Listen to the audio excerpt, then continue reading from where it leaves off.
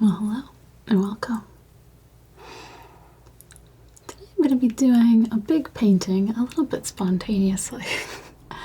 I just picked out this picture to work with this morning. This is one I took up in Vermont, and it's a view from a porch with the sun's going down, and there's lots of just great colors on the clouds. Some Adirondack chairs. I thought that it was a nice mix of sort of architectural elements and also some natural forms with the mountains and the clouds and things. And I just wanted to kind of jump into it. Yeah, I don't know. Sometimes it's just like that. Sometimes an image that I've been like thinking about for a while, just kind of it becomes the day to paint it. So I'm gonna give this one a start today. Yeah, I'm gonna start out by just doing a little sketching with some light washes. I might let it dry before I go too far into it. And then, yeah, I'll probably finish up with more wax and just kind of really build up the atmosphere. Something else I really liked about this picture is that it has, there's some good like atmospheric perspective with the mountains and everything, but and rather than having everything fade to blue, it almost fades to like an orange pink. So I'm gonna play with that. It doesn't, it's kind of a subtle thing in the picture, but I feel like I can probably do a lot more with it. So I'm gonna try to work with that a bit. Yeah, that's just kind of where that's at. So let's see. I'm gonna start out. I'll do with this somewhat small brush, and I think for those colors that I want to sketch with, I'm gonna go with some burnt sienna and also a little bit of magenta, which I might have to clear out a couple of these colors. These are got a few that have just started drying up. It's not a problem. Let's see. Okay, that's pretty good. Pretty good. I want to make a huge mess. Freshen up this cadmium yellow if I need it as well. Viridian's ready for a refresh too.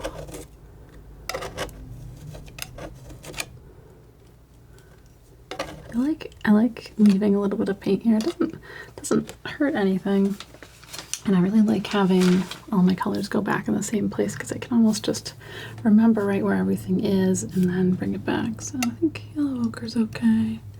Brown umber's okay. I think everything else is okay.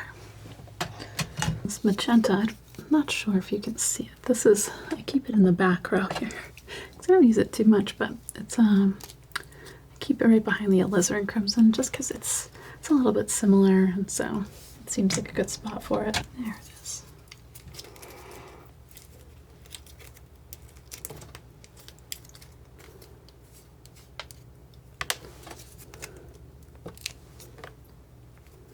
This color, I think it just works really well, especially in light coats. It's very vibrant actually. Let's see. It's a good sketch color, I think. And I've got a little bit of ultramarine there. Yeah, let's start with those two. I'm gonna use a little bit of my lavender solvent. Put that out right on the palette. Thinking about what I might do. Thinking about mixing a little bit of linseed oil in with this. I don't normally do it this way, but I was wondering if it would keep it from drying out quite as quickly. So we'll try it today. Right. So it's very thin, with a little tiny bit of oil in it. Alright, so a little burnt sienna, a little magenta. Just put those kind of at the edge of the thinner. And let's see. Go right here. The first thing I'm doing is I'm trying to do the perspective on the scene. I'm gonna alter it a little bit. I've got a kind of a slightly weird camber angle, but I'm gonna keep my verticals vertical, I think, for my composition.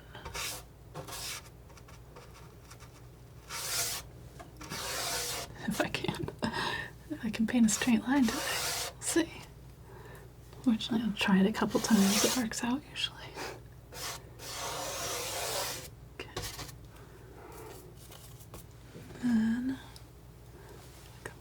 here. Nice thing about doing this kind of sketching though is I can make sure I've got everything in the right place before I really formalize anything. Okay.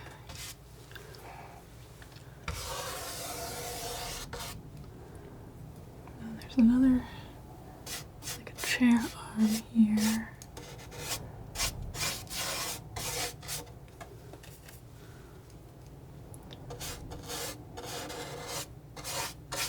I liked having this foreground object too. I think sometimes having something like that just it kind of anchors you in the scene.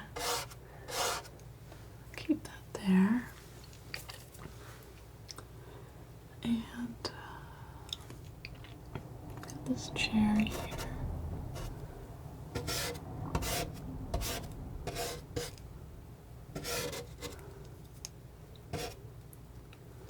I'm gonna moving it up a little bit because I don't want the legs of the chair going off the bottom of the canvas.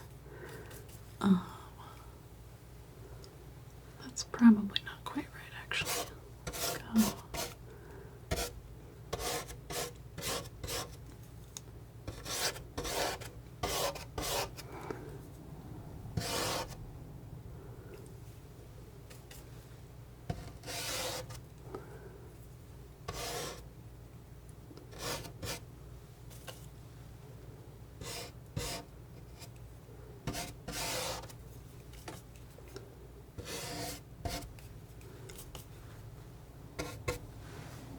Close. Not too bad. Not too bad for a quick sketch. And a lot of the stuff is going to be backlit, which is nice because it kind of absolves you of a lot of the detail. While still letting you have a variety of forms. Okay, so that's pretty good.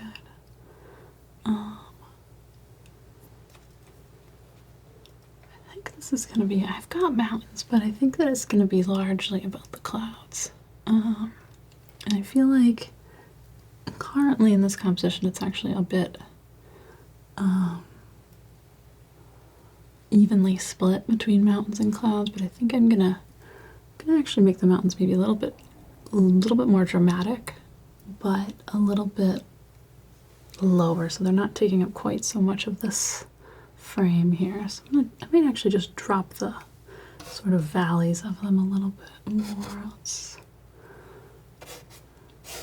think about that a little bit.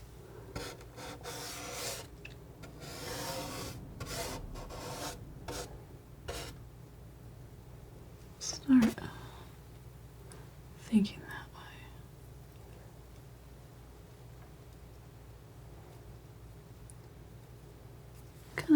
I'm kind of enjoying like doing this sort of drawing process because it lets me, I don't know, kind of make some choices about the scale of things. I'm actually probably moving a little bit away from realism by doing this, but feels like a good move in a way too. So just gonna sketch in some of these clouds. I liked how these clouds are kind of like boxed in. That was kind of neat. Got this blue edge that's gonna come in.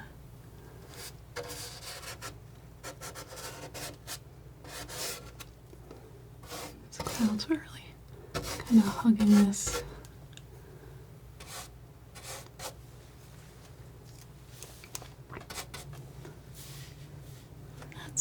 That's mostly where everything is, at least. Got some low trees and things in here, but I'm not going to worry about those yet. Let's see. I think that's pretty nice. Alright, I'm going to get messy. And get messy with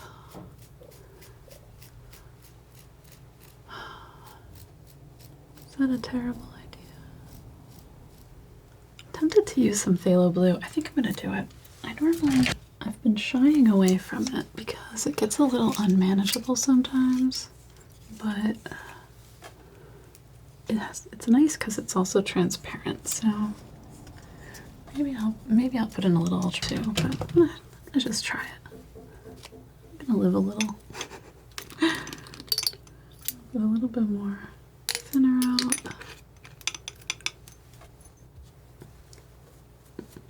A little ultramarine, a little phthalo. And again, I'm gonna just go in here. This is all this backlit stuff. I'm gonna put in a blue undertone here.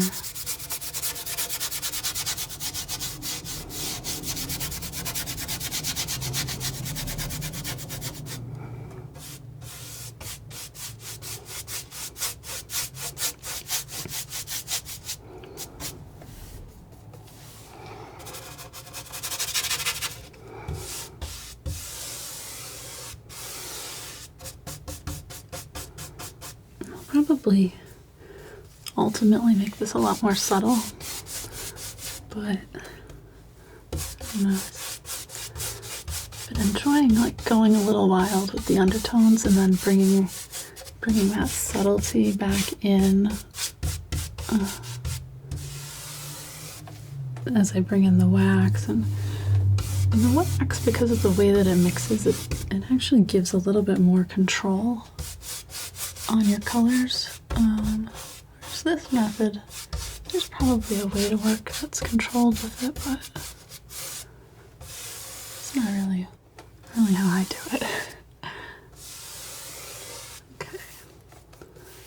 And then I've got a little bit of proof. This comes down. I'm gonna put in this post.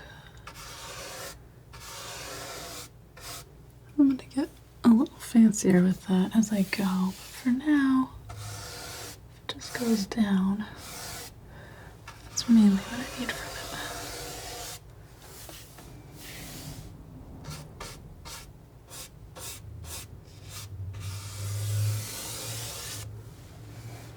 Okay.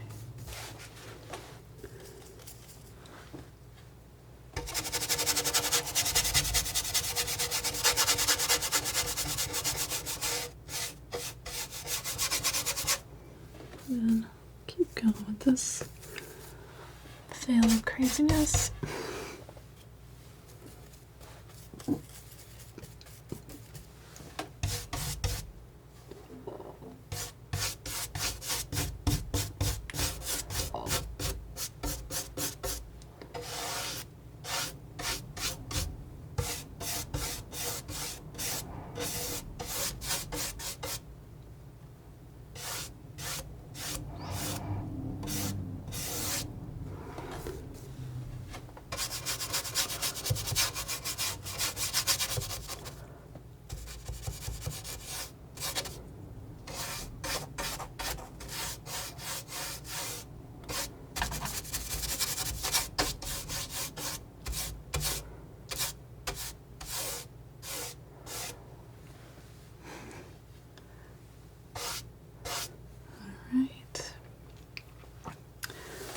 Similarly, this one here.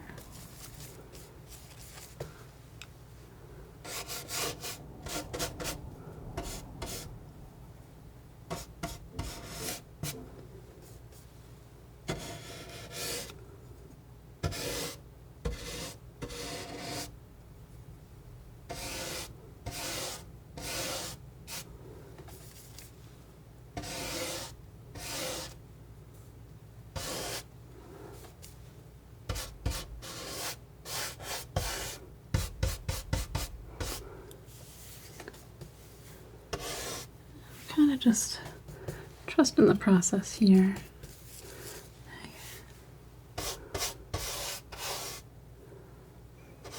It's a little strange, but sometimes it's just about building something to work into. It's nice, it makes it low stakes, which for me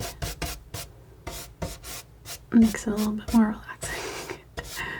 I'm gonna just cruise around, doing a little of this, a little of that.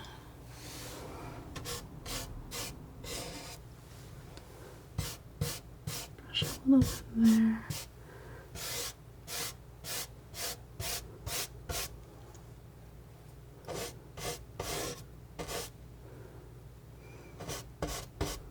We'll figure that out. Figure that out as we go. I'm gonna add a little more thinner off to the side here. I want to put some more of this phthalo in, but I don't want it to be quite as strong. Maybe I'll even shift it. Maybe I'll go a little more toward ultramarine.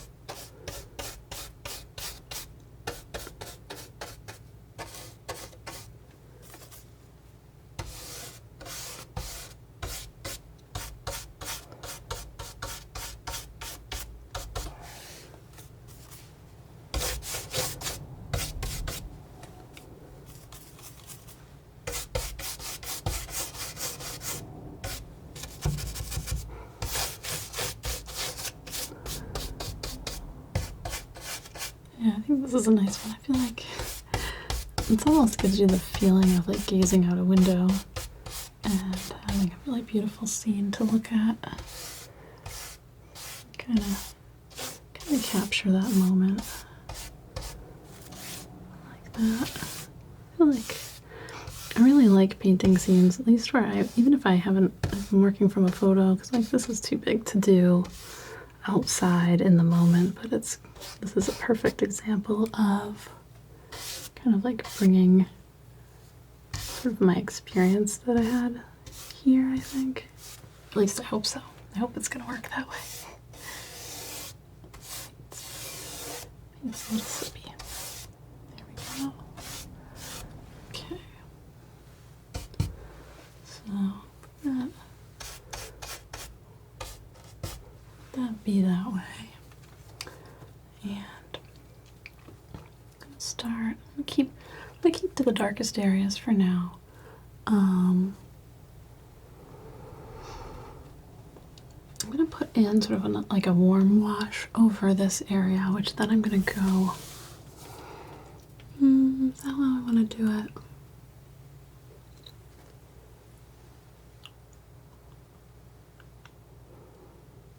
Yeah, I think so. So I'm gonna clean all this phthalo out of this brush. Because now I kind of want to work in pink again.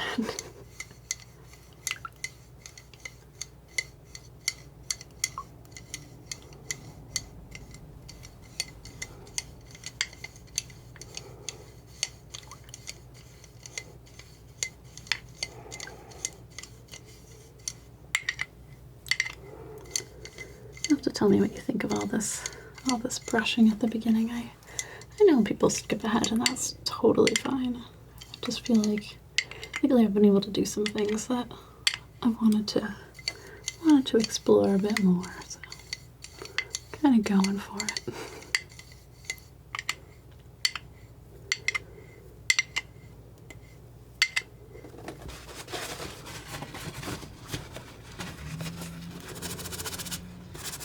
I always gotta follow what I'm interested in too. It's always a mix. Alright, so take magenta again. We have a little of this thinner. It's pretty nice. Just grabbing like a touch of this safflower oil too. Actually, other than the fact that it dries kind of slow, it actually works really well for this.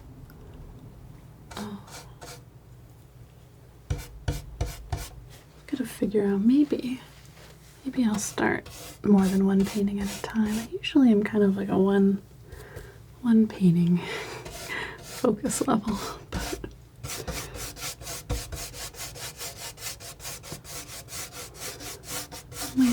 might be something I need to start thinking about having a little bit more of a rotation.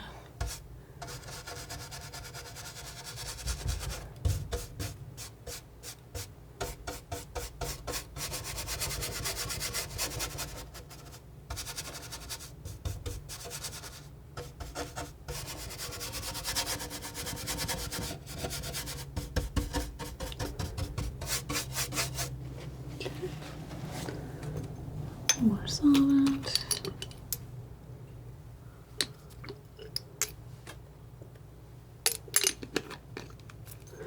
Probably just mix the two together.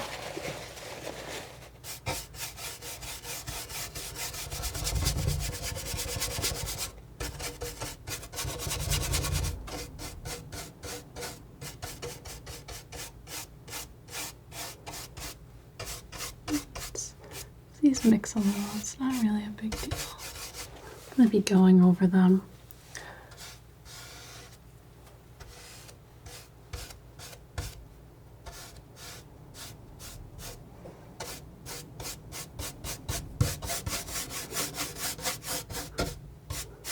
Okay, like that.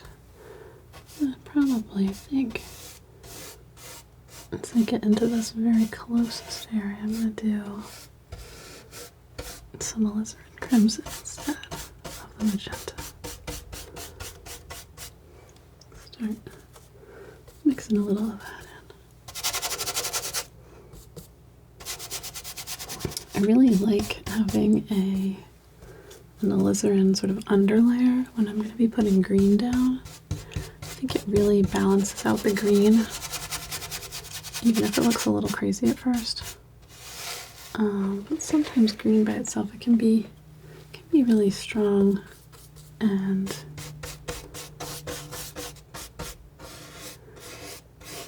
the red just really knocks it down to kind of a more natural green. And just being a little messy.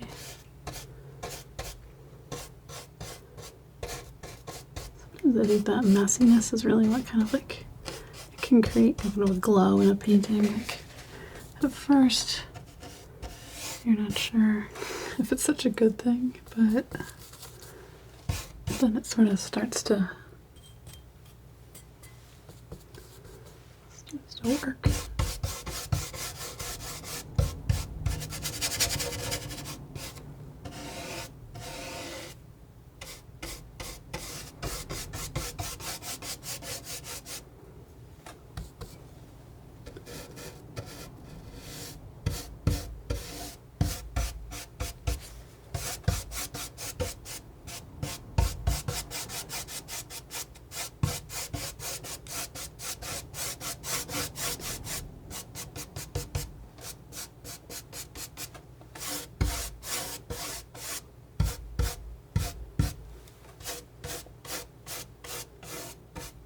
I like kind of taking these brush strokes and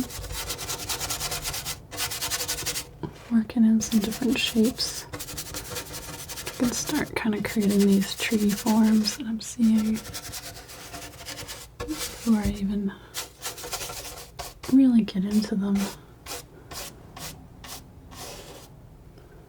I don't know, it's like I could do kind of a sketch and plan this out, but when you work on something too long, you plan it too much, you kind of take the life out of it. I don't know. Sometimes the best things kind of just happen if you just go for them, I think.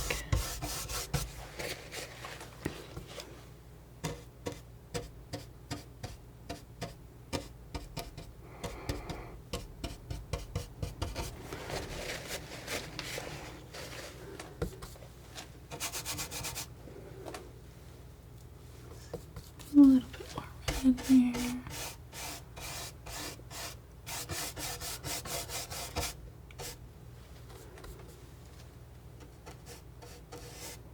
Put that on a little bit too wet. See, that thinner kind of just dripped into the blue of the chair.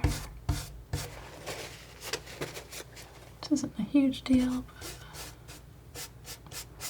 I don't really want to don't want to put my brush in there and fix it just yet.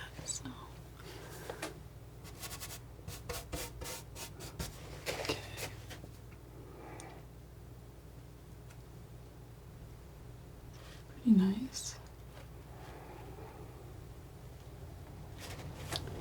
Take a little bit more.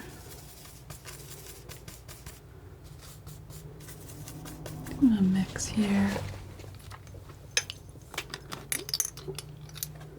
I'm gonna actually add a look at this little bowl of safflower oil that I was using earlier. I'm going to add about half of the thinner to that.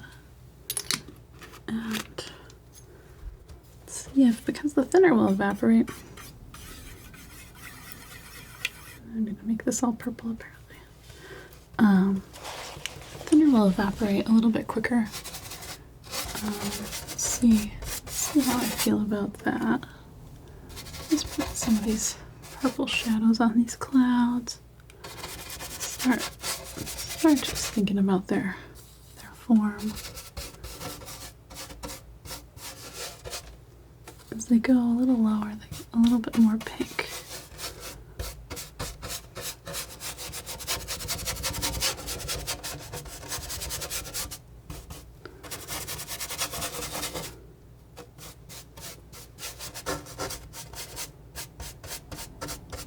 A lot of this stuff up top I won't do. I'm not going to do too much with.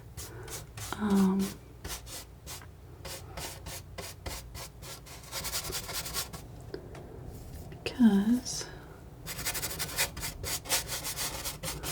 I want to let the light kind of shine through it. So that's why I'm trying to even go kind of thin on the clouds for now.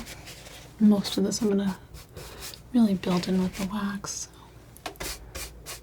But these clouds are actually a bit darker.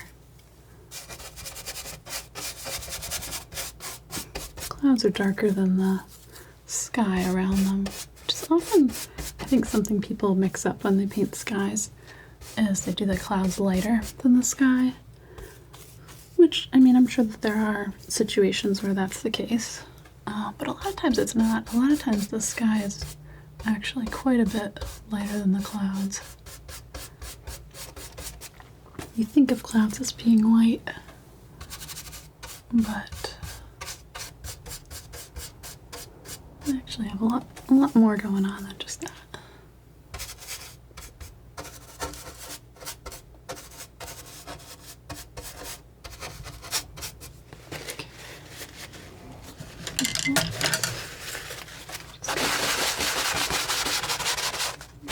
Just here.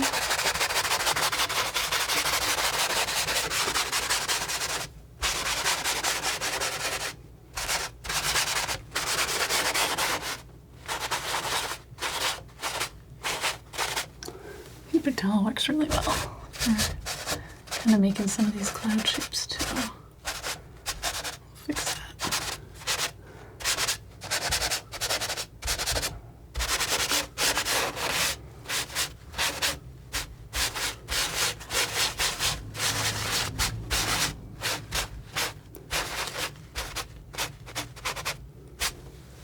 Okay.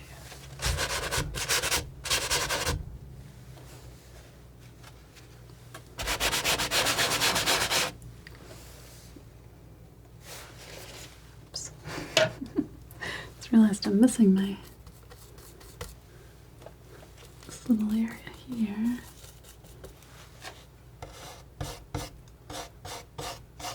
It's showing white. And really it's going to be part of this green area. Okay.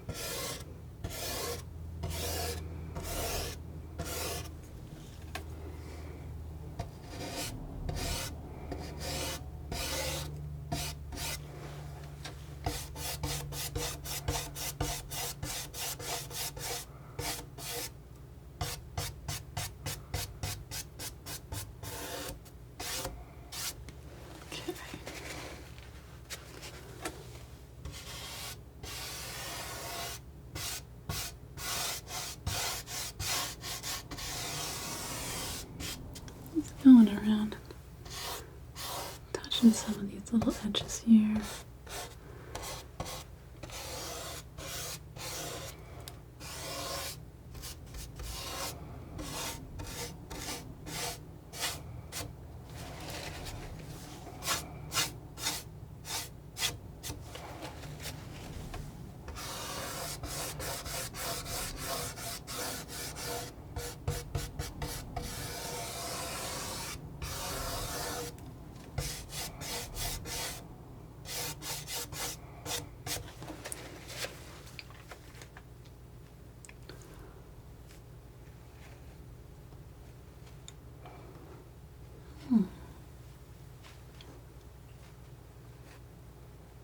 I like it. Okay. This might be a good stopping point, I think. I think most of the other things I want to build on top of this, but I want to wait until this dries out, so I'll be back in a few. Alright, and I'm back. It's been about a day since I was working on this before, and everything's pretty well dry now. A little slightly tacky, but not a problem. So yeah, now this gets to be the exciting part. So I'm planning to do the rest of it with pretty much all knife and all oil and wax together. Yeah, I've been enjoying that combo. It seems to have the right amount of like chaos, but also neatness for what I like to do. So yeah, I think I might start by mixing up a couple of different colors. And I'm gonna start in the sky. Yeah. So I'm gonna do sort of a light blue and kind of a warm peach and maybe a kind of assortment of grays and purples for that. Let's start with the two bright ones. So let's see, for the sort of light peach, I'm gonna go with a bunch of white, a little of this cad red light. I'll mix that pretty bright. Get a little more white.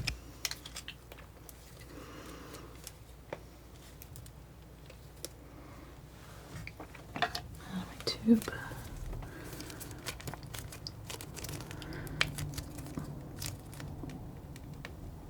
There we go. It's funny, I don't know if this tube of white paint, it's just really heavy. I guess maybe it's like, I don't know, it's titanium, but I feel like compared to some of my other colors, it's a little bit super dense. And sometimes this is nice, sometimes it kind of bugs me. And I feel like I need to kind of like thin it down more to use it. So let's try a little bit more white. I don't want to accidentally overpower this because it is a strong white. Let's start with that. And put some wax in here.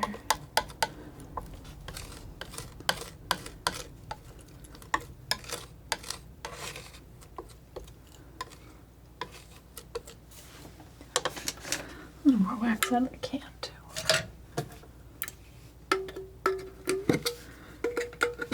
Just ordered some more colors and some more wax. So that'll be exciting. I always like trying some new things.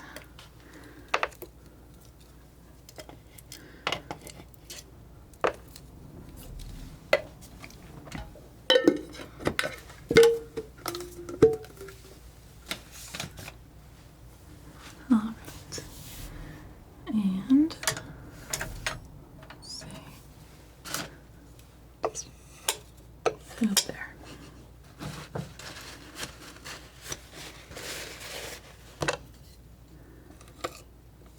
More wax for this. I'll go like 50-50-ish. Maybe a little bit more paint than wax, but the stuff's pretty tough, so it'll handle it fine. Put that to the side. Wipe off my knife. And I'll make a light blue as well. So, I should have put the blue over there. We'll do it right here though. Okay. Little Sevres blue, little white. this one quite bright.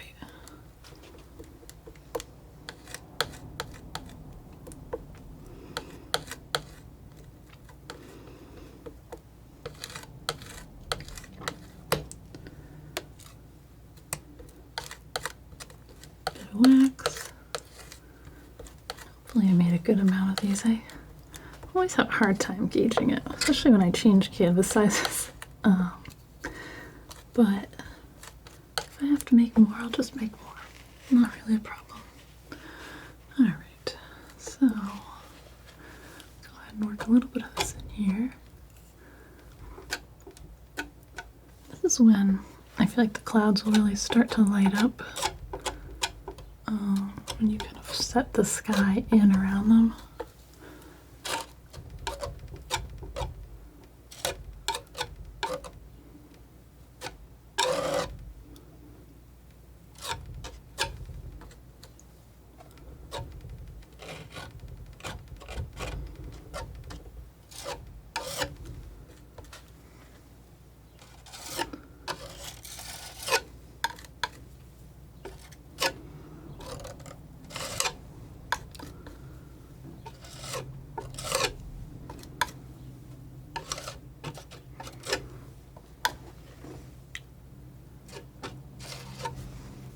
A little messier than I meant to be. That's okay. I can scrape it and fix it too. So I'm trying to put this on kind of thin and nice. But look at how the difference of the wax. This is the wax and the paint mixed together. And this is just thinned paint, but you can see how nice and flat this comes out.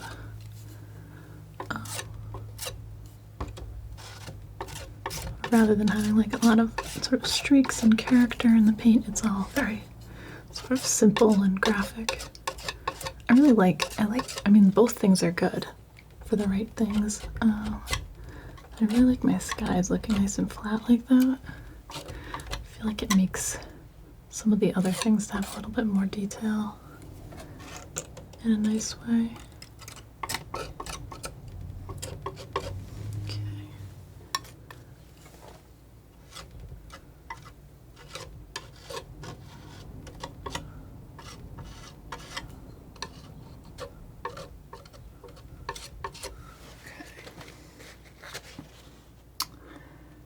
Got a little bit more of this blue in here.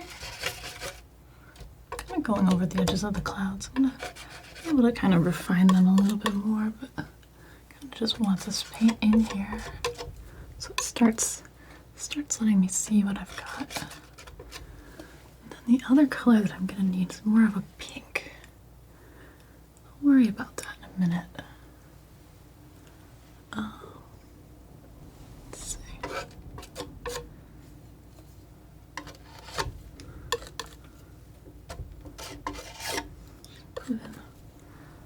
A little bit more of this here. Just kind of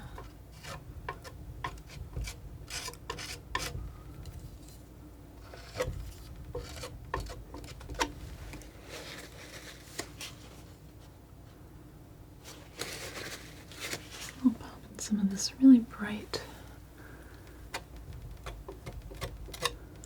This is like right where the sun is really catching the edge of this cloud. Not too much of this, but it really makes a statement where it is. So there's there. There's a little bit here.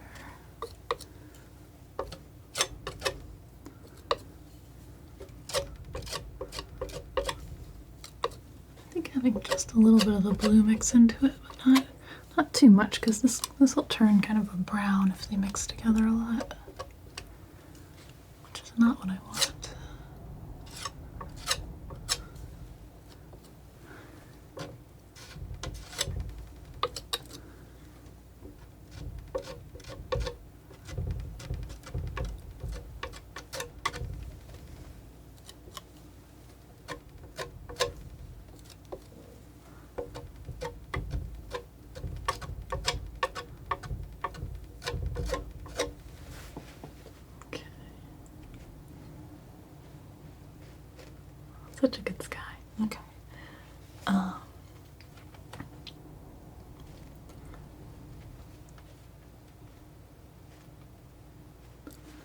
I'm gonna make this pink.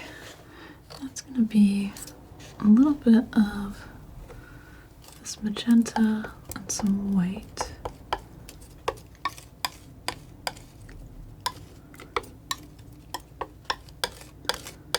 Kind of going into the sort of brightest areas first. Which isn't, I don't know, I don't know if that's even normally what I do, but that's what I'm doing today.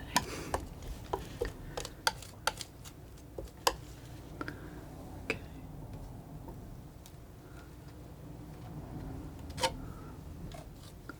Mix a little of this orange in with the pink too.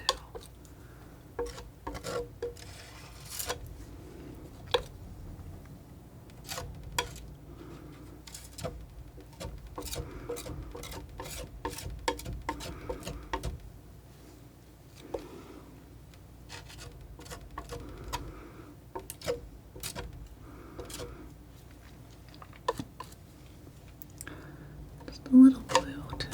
It's kind of a little streak of a few different things going on here. That's what creates all these little sky layers.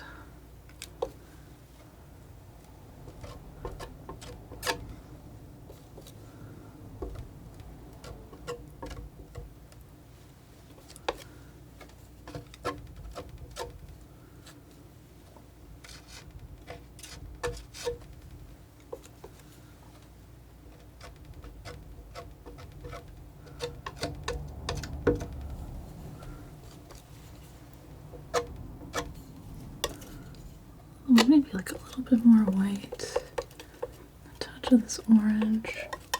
Let's make kind of an in-between. Peach color that's kind of streaking through here.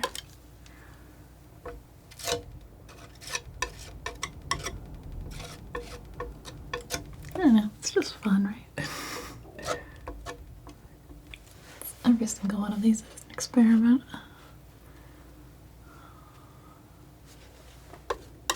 Even a little of that right in here.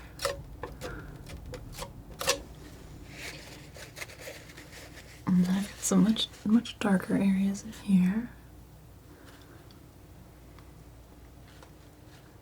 So I'm gonna try not to do this for too long.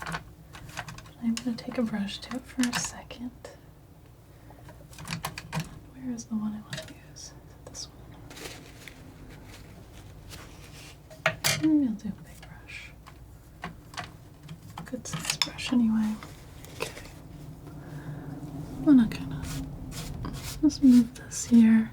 This kind of, and just create a little bit more softness, especially this area where it's like a little bit more distant. Before I layer in more.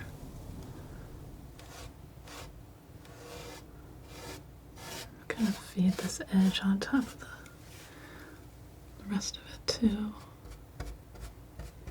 Just kind of brushing it down though, so it's not a real flat edge.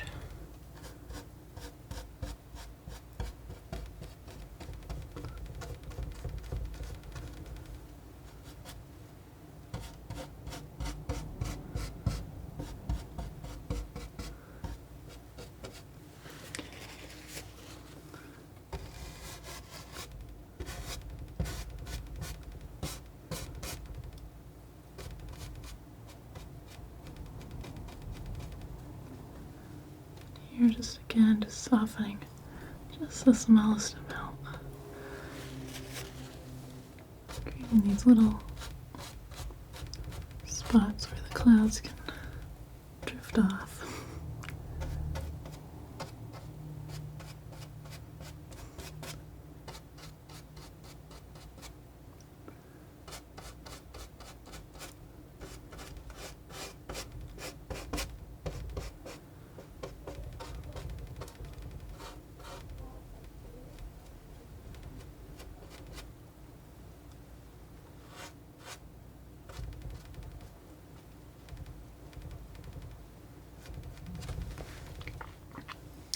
See.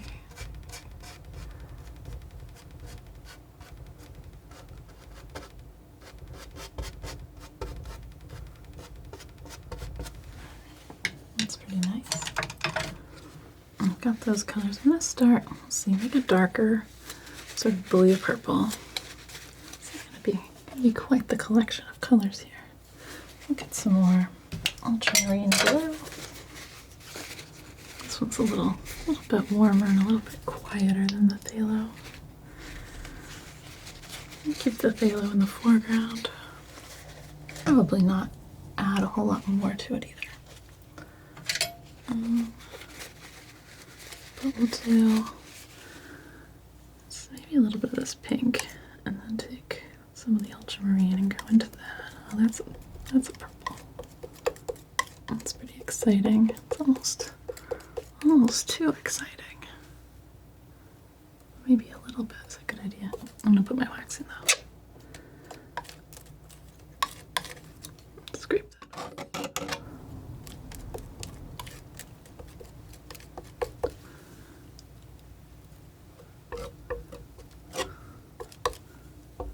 This seems dark, but it's gonna help kind of create some depth in these as well. And I'll probably mix a little bit lighter. Kind of start with this and lighten up a little bit as I go.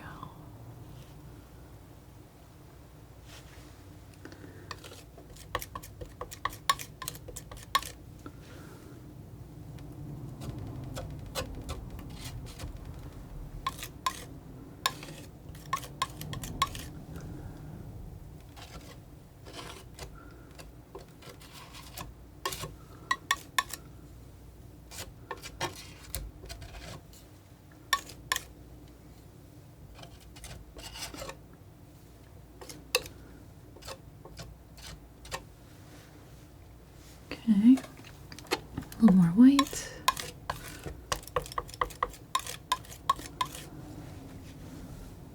Down here's a little bit lighter. Maybe a little bit of this mixed into it too.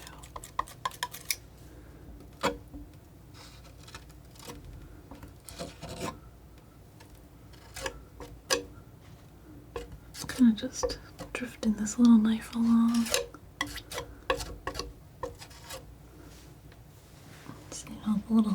Little highlights, different things appearing in here.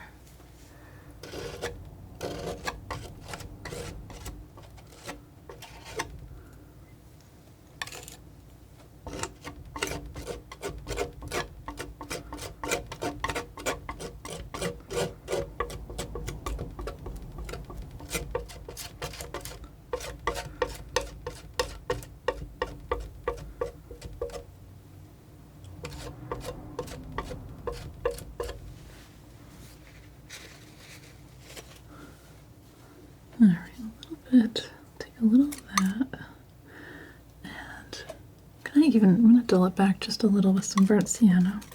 A little bit of white, and just kind of create a different gray tone in here.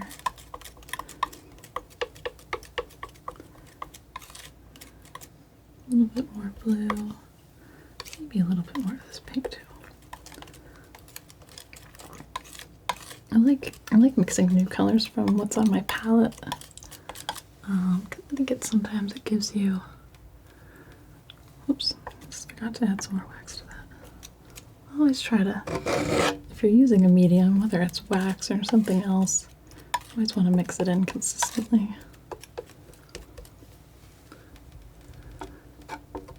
Just keeps everything kind of drying at the same speed, which is important if you want to act right, I guess. Both in terms of how long your painting will last and just how long it'll take you to get it done. The wax does sort of speed up the dry time on the oil, which I think works out really well for the way I like to work. Get a little bit more.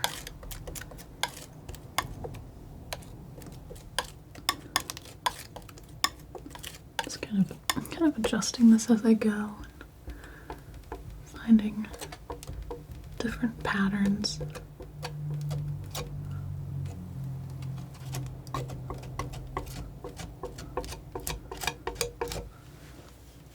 Probably sneak in with a brush again in a minute. Trying not to, at least at this stage, get this too thick yet.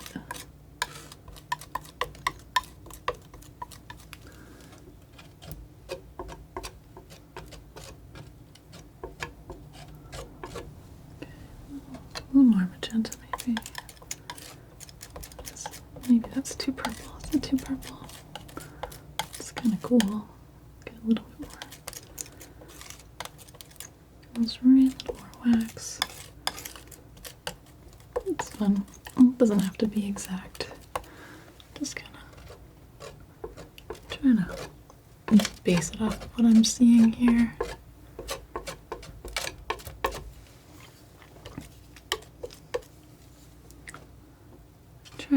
The knife lets you really mix good colors, so I try to use that.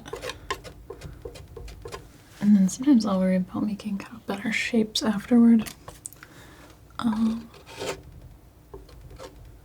So I try to make good shapes along the way too, but it doesn't always work out.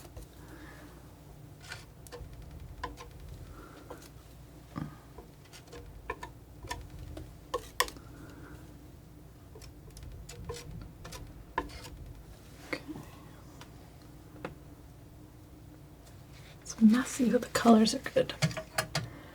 So I'm gonna do a little bit more of the same. Just kind of cruise around, contour some things, bring the shape of these clouds out.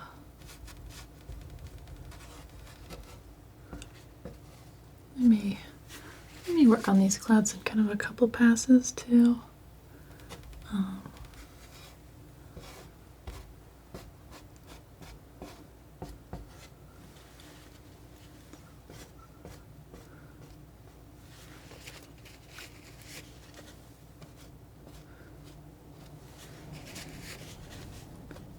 Sometimes I'll try and work in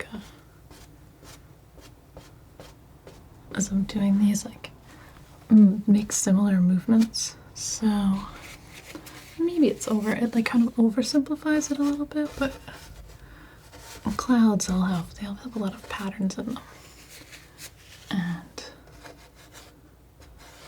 I like kind of letting them do what they do.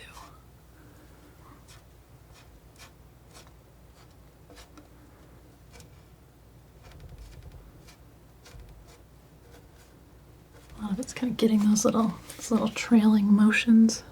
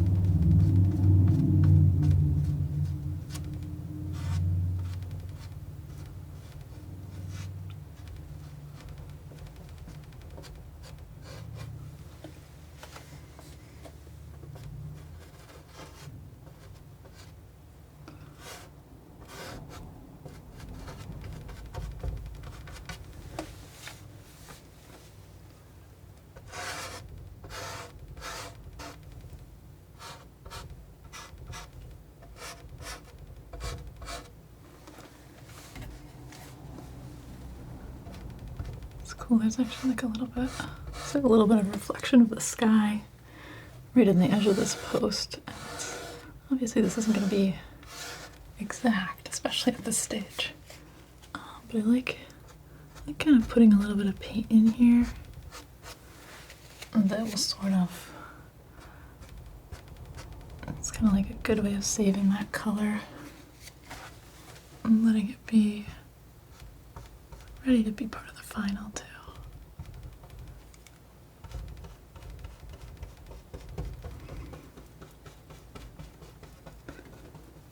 mess with this whole edge actually.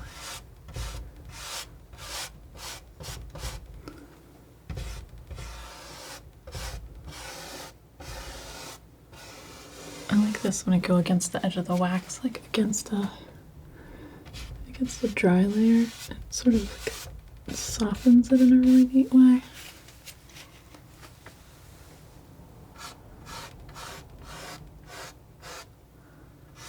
It's the kind of stuff that, you know, no one can really tell you. You have to just try it for yourself and see what you like. But edges can do so much for you. Okay. Kind of like this. Some of my, like, because I put that underpainting in, a lot of those little tones are able to kind of like peek out and create a little extra variety in here. It's just kind of happening naturally. Okay.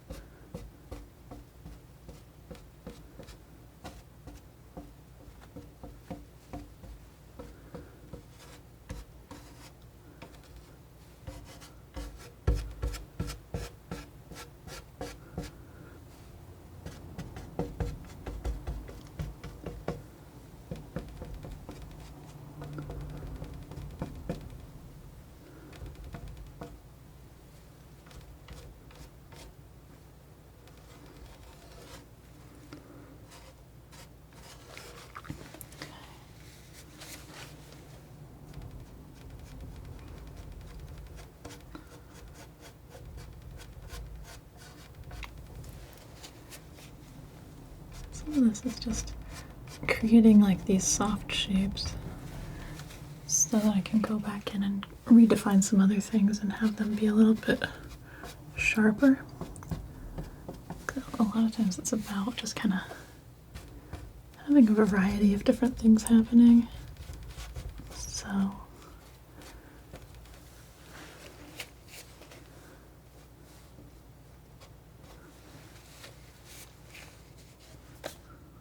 pretty bright. I like it.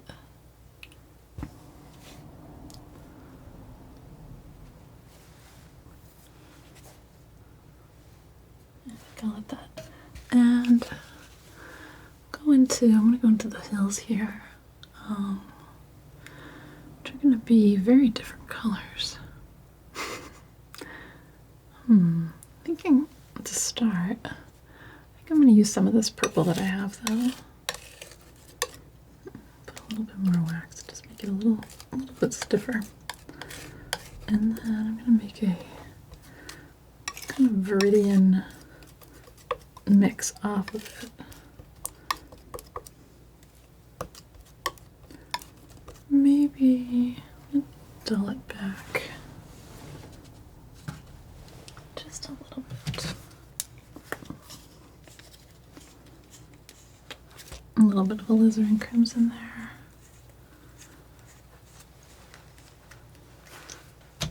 Might come a little bit brighter with the green, but I wanted to be kind of more of a little bit of a brown or green to start. Just a touch white though. Lift it up. Okay. And these hills are a little bit further back. I'm gonna get this mixed. I'm just kind of putting both colors on my knife. Sliding down here.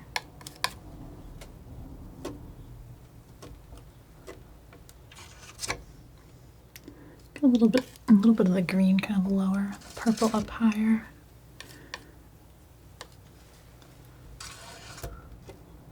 It gives the look of lots of different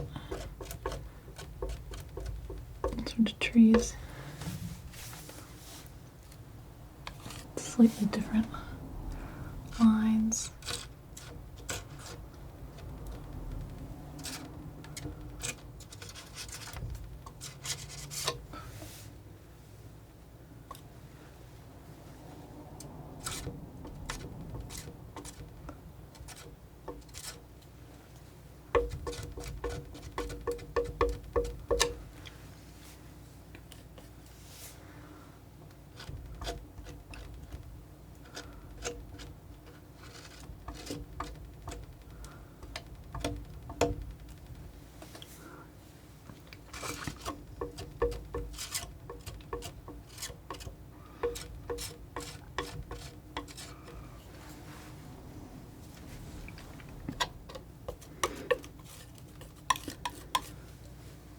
A little bit more green down here.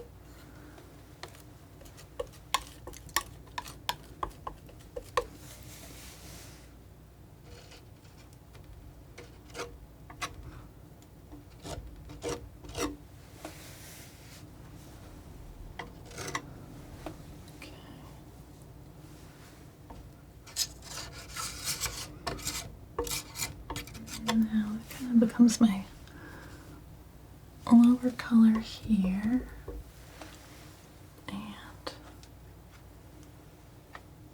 get a little bit of some cadmium yellow.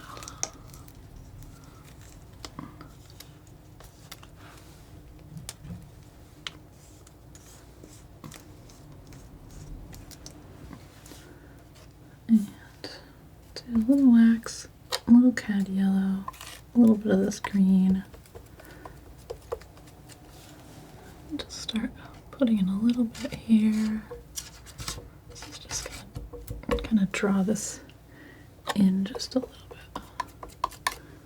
And yellow is a close color.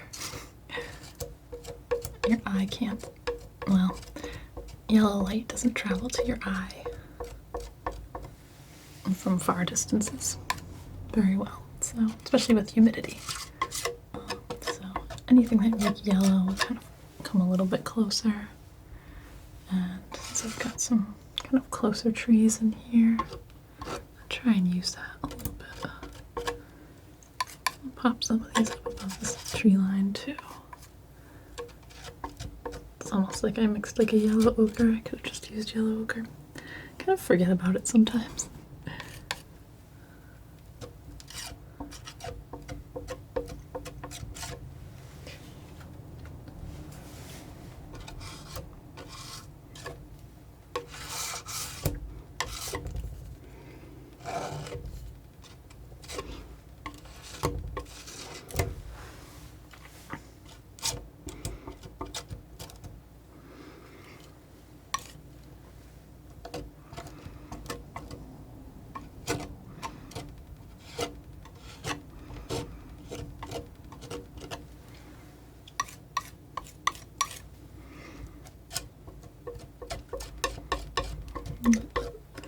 I'll let some of this magenta kind of keep peeking through here too.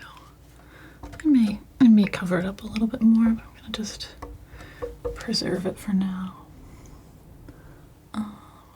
Do a little more viridian, a little more ultramarine, a little bit of wax.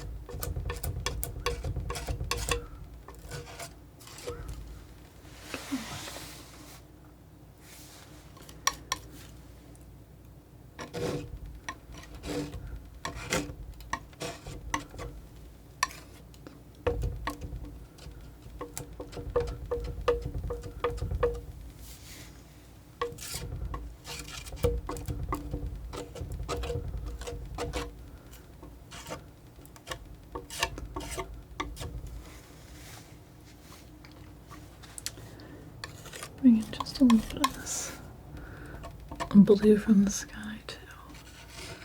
I'm doing that not because it's here, but because it's sort of believable. And I don't want this, I want the dark chair against the dark background to get lost. So I'm kind of choosing to lighten this just a little bit so that I'll be able to use this silhouette the way I want to.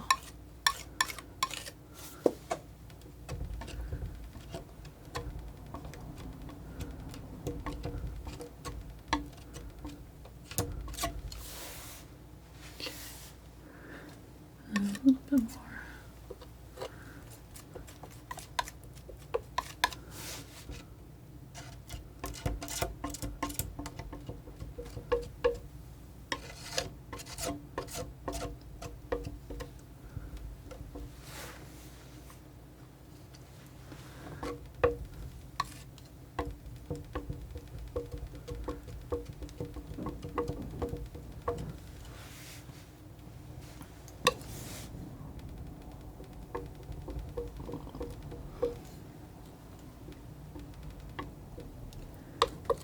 bring in a little bit of this orange too. Because I think these trees, they're not, but they could be catching kind of the same light as the clouds. I like that. I like the idea of that. So just a little bit of this. It's just kind of mixing in, getting a little bit of an extra golden hour touch.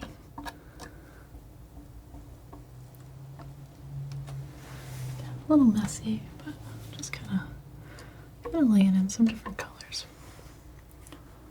All right. So we'll do a little brushing with that.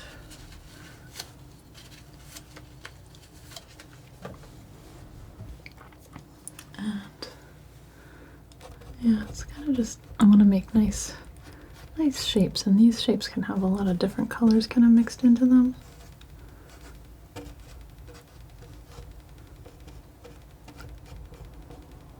Because those colors, they've all been kind of placed on somewhat cleanly, even if it's like a little bit haphazard with a knife.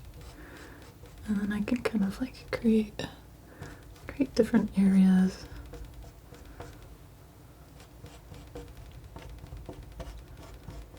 Just kind of creating these impressions of trees. Some of these going up past the tree line, or past the sort of main edge of a lot of this stuff.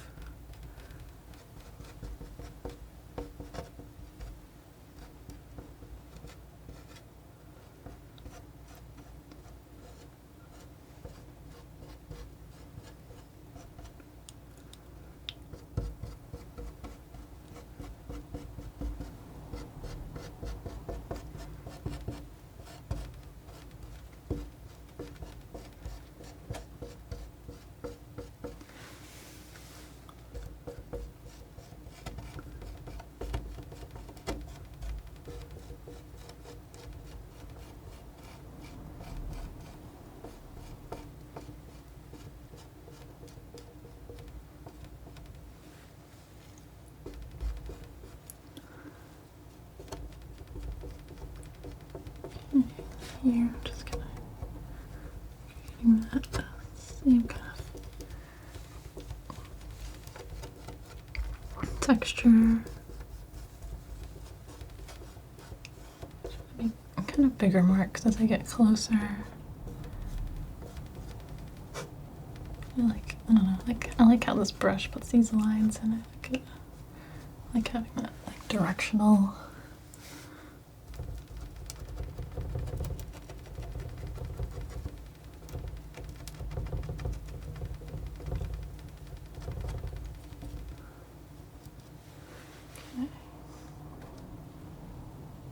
Coming along.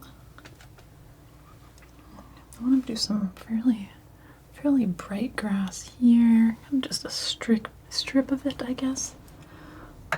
We'll mix up. I think a little bit of the cadmium yellow light and some Viridian. I think we'll do this job nicely.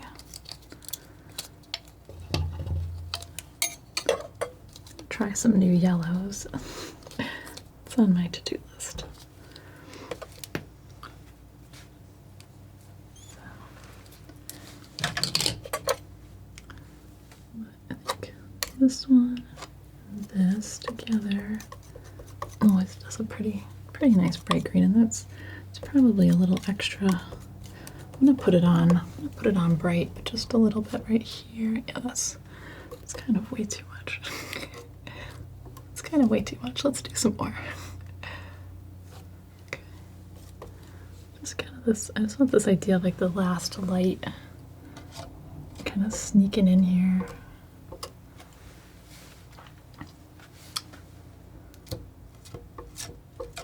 I'm gonna cover some of this up. It really pops with that magenta under it too.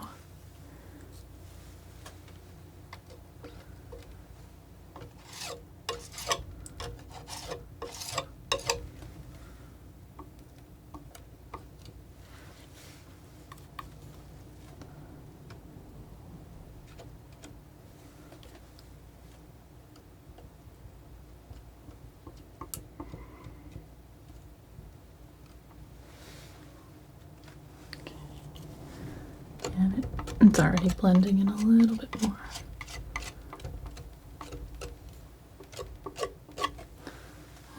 And then we'll go a little deeper than that. I'm gonna put a little bit of burnt sienna into this. Just try slightly darker mix.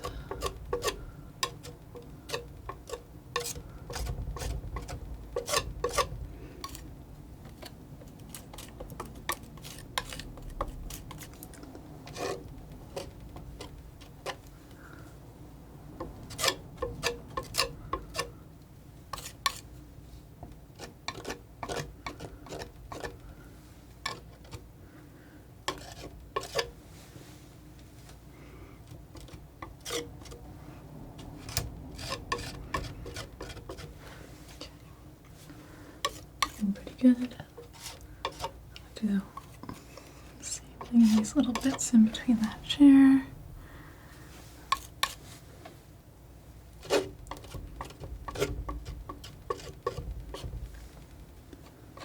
Touch a meridian. Touch. Just a little ultramarine. Let's make that a little shadowy.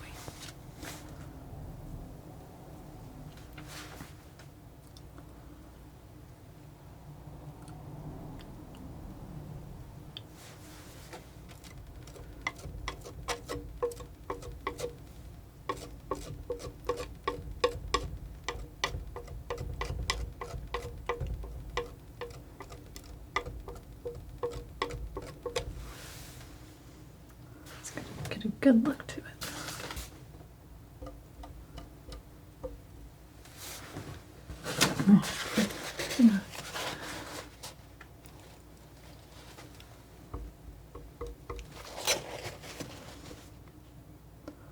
Say, I'm gonna take, and I am gonna kind of do the same thing I've been doing, where I'm going around and trying to create some kind of satisfying soft edges that I'm gonna sharpen these up a bit.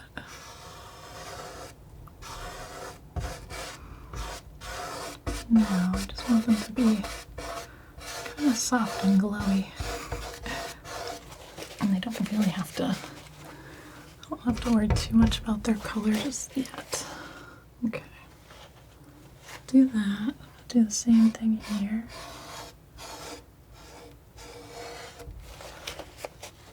Just kind of creates this feeling of like all these different lights and colors kind of reflecting off of each other, which I don't know. I like it when things look like they're glowing. I feel like just why not, you know? If I'm painting, I can put a little bit more magic in. I don't think that there's any reason not to. So, do that.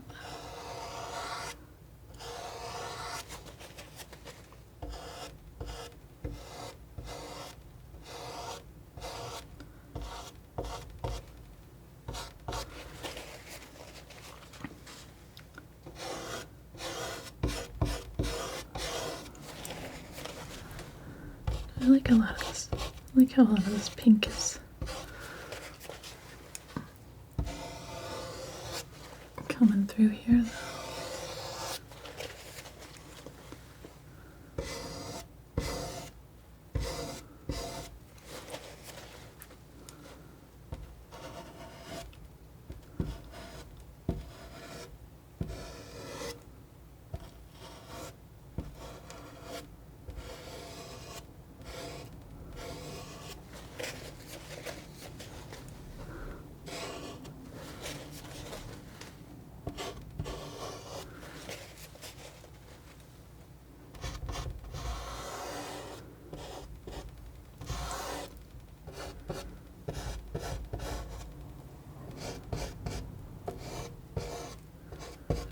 This also kind of softens all the edges, and it gives me the opportunity to choose what and when I want to put something into focus a little bit more.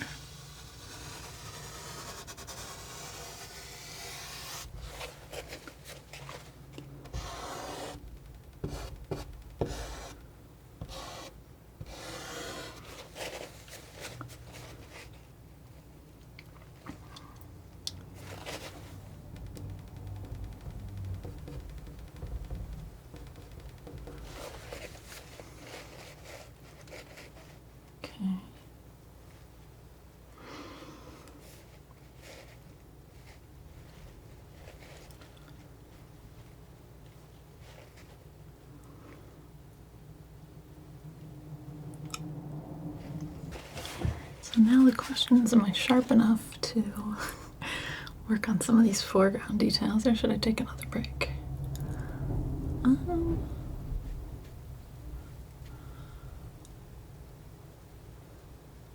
And also, do I want this to set up first?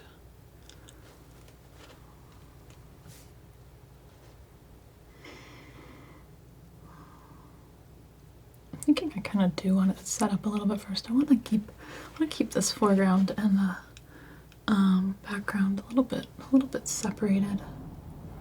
I think that the edges, I like how all these edges are feeling right now, and I don't want them to get. I think if I put on the other side of it, it's going to start getting more messy. I think it's a fine time to take a break. That's what I think. Cool. Well, I'll be back in a few. Alright, and I'm back. Yeah, I'm just gonna keep going on this one. I don't know if this will be the last session on it or not. All my wax and previous paint is all pretty nicely dry. So I think that'll be good. It'll keep me from kind of like mixing colors in where I don't want to. I find that having like nice, I don't know, it's like the colors, kind of opposite colors next to each other. I don't want them to mix together because then they just turn brown. And so a lot of times I'll try to like use dry time as a way to keep them kind of separate and clean. And that I think is working pretty well here. So I'm gonna go mostly into this kind of like foreground shadow area, and start just building that up a little bit more with the wax too. And I really want to keep the focus on the landscape that I'm kind of seeing through this frame. So I don't want to get too detailed, but I do want it to kind of feel solid. And I think that these streakier tones here they don't give quite that solid look. So that's why I'm going to keep going and kind of push past that. And I'll probably put a little bit more detail into the clouds and the landscape too. Since now that's nicely set up, so I should be able to work into it a little bit more, but yeah, that's the plan. So, just gonna do a little observing here. And so, the two areas I think I want to kind of start in with first are going to be this kind of like upper roof area, and then the boards here on the porch, because then I want to be able to come over that with any details that I add to the chairs. And I'm a little undecided how I want to handle this. There's like some siding and like a window edge here, but I think I'm going to just simplify that out. I don't think I need that in this composition. So, yeah.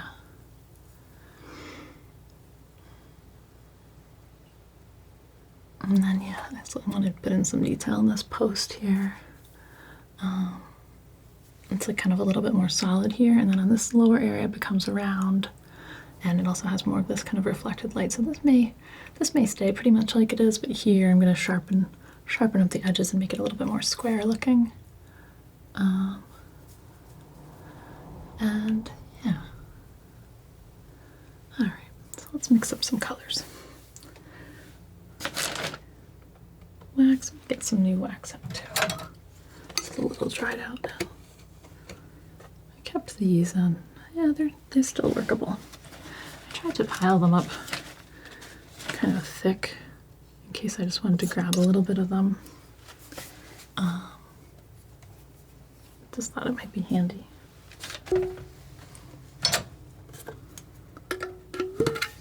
Get some more wax. I think I'm gonna try to go not too saturated. I'm gonna let this kind of phthalo blue sort of peek out through this a little bit, but I'm gonna be putting down more kind of grayer tones. It's kind of a lot of wax, but get my work out. All right. And for my gray here, it's gonna be kind of a blue gray.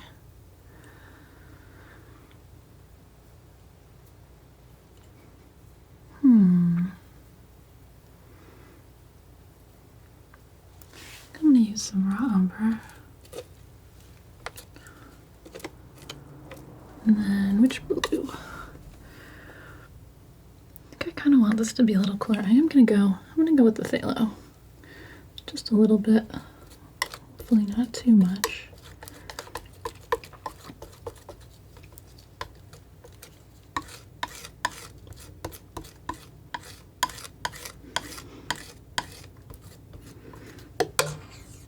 I'm gonna mix just a touch of white into this, partially just because I want to see what color I've got.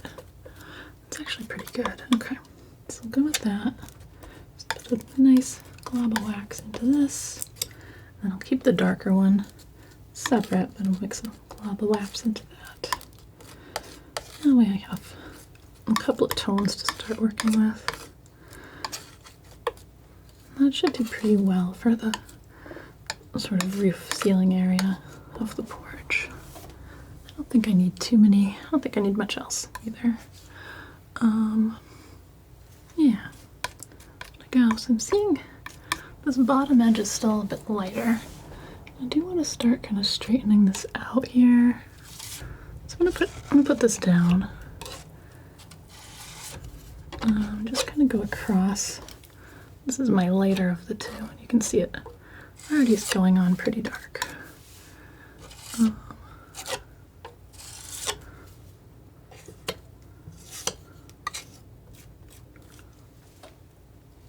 Probably gonna blend this in a little thinner. Just gonna put down that stripe first, though, and then it's a little kind of a little darker.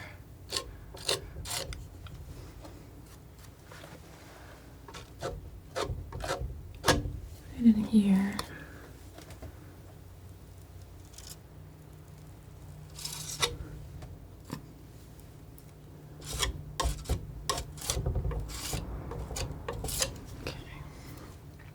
And then what I want to do, I'm going to blend that in a little bit.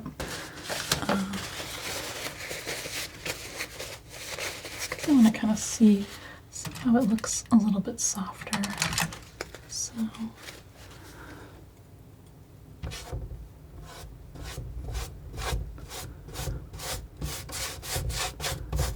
I may end up brushing out a lot of this.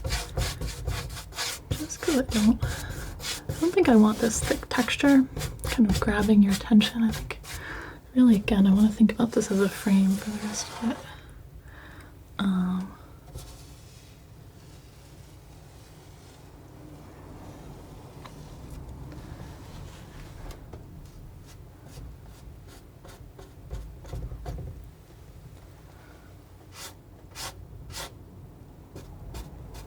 Just a little bit of that bright phthalo kind of showing through. I like that.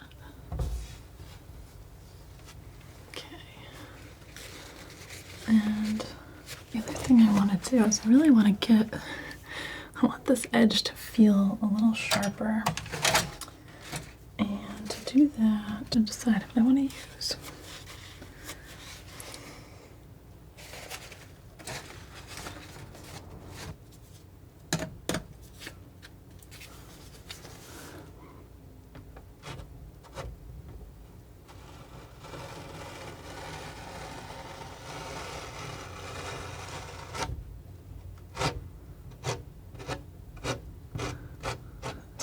actually, it does a good job of taking the paint off, or I don't want to take it off.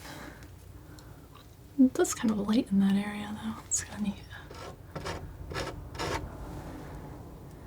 I like this because it has a longer edge, which actually does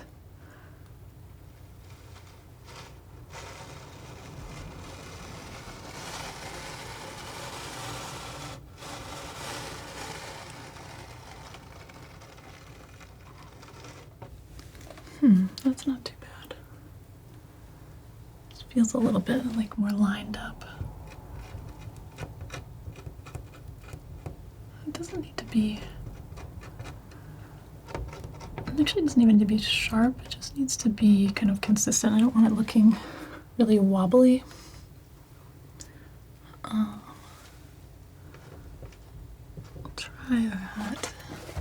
Oops. Not quite tall enough to do that sitting.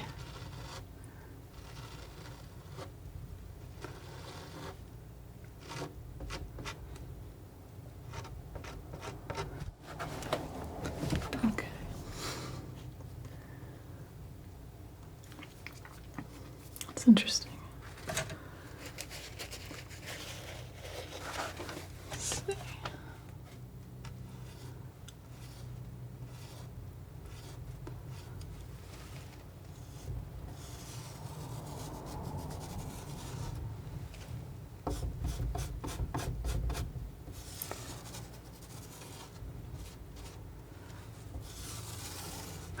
Oh, that wasn't what I wanted to do though.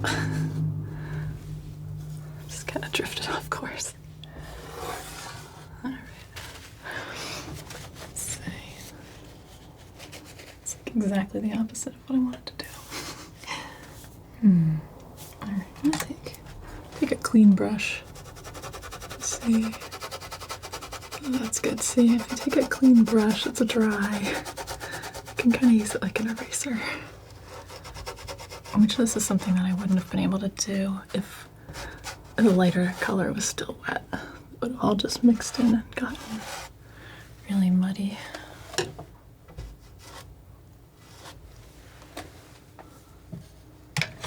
right. That's something. I'm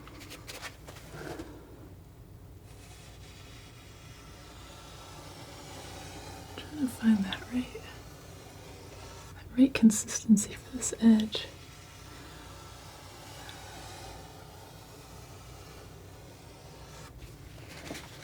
That's not too bad.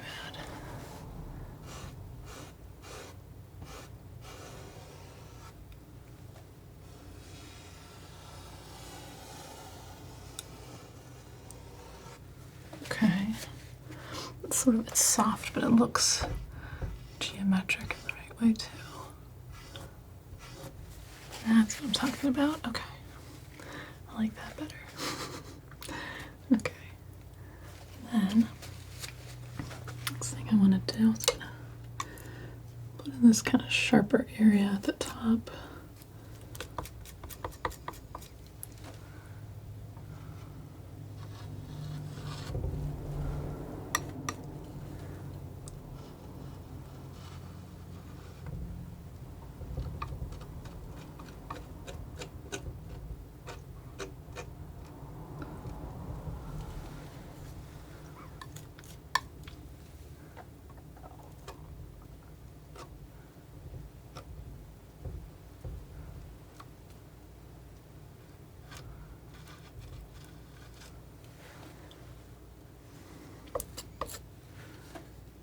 Somewhere about there it shifts. And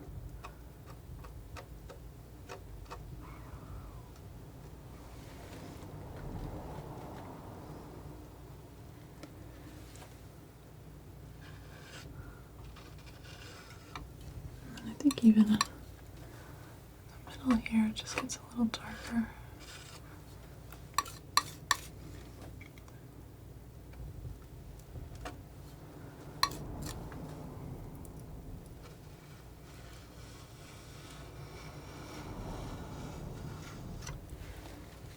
Yeah.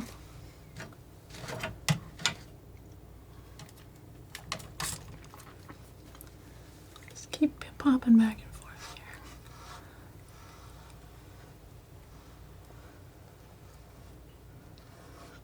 Trying not to wobble. So tricky.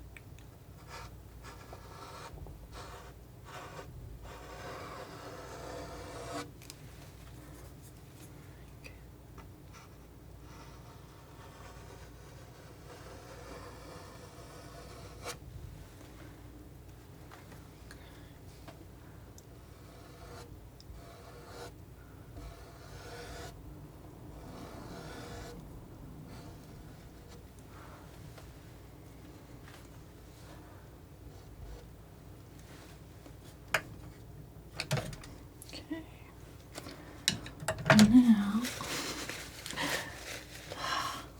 like really tricky trying to get in there, and like in a lot of ways I'm like kind of trying to work around the fact that I feel like my hands are just a little not actually that steady. Guess it's because I'm not like a surgeon or something.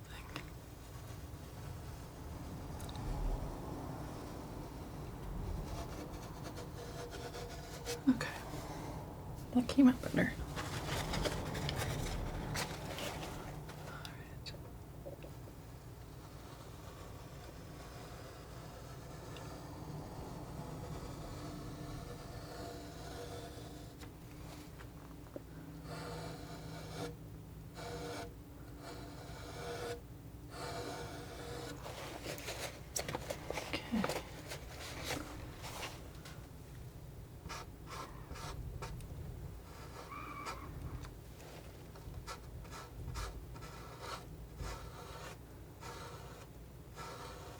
Trying to just force this top section just to come out a little thicker and a little sharper. And it's kind of like a column shape, so it's got it. Yeah, the top is just a little bit bigger, and then the bottom is like a little bit more round.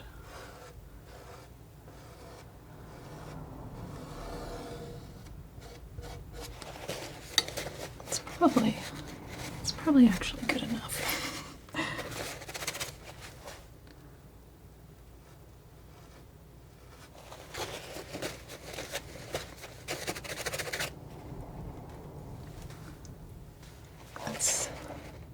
Yeah, I like that. I think that'll do.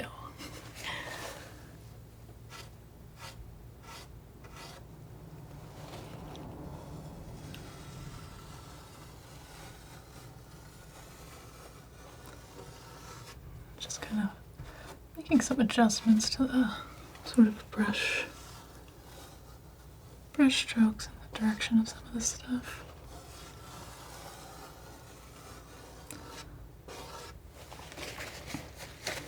It's all subtle things. All right, I feel pretty good about that. And then down here, I'm going to be a little bit lighter. But I'm going to still stay kind of gray, and I'm going to stay.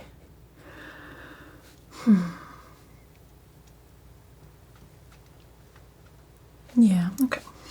So, I was trying to decide, in a way it actually gets a little bit lighter than this grass, and I think I am going to kind of follow through with that, possibly reflecting a little bit of sky color. So, take a little bit more wax and some white. A little bit of this, not too much. I gotta decide what knife I want to put this on with. I'll take just a touch of Safford's Blue.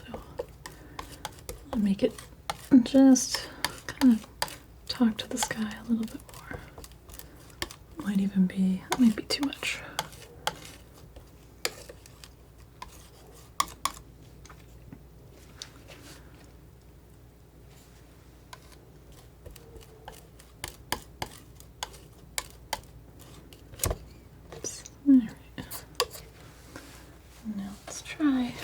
Try a knife with a longer edge. Not too long. I still want it to be maneuverable, but I'm going to try this one out.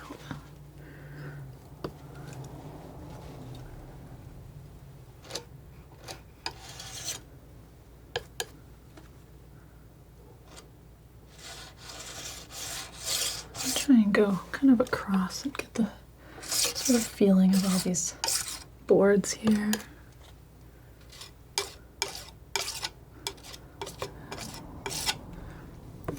We'll even be a little messy and go over some parts of this chair. I think I mostly want these marks to feel nice and continuous.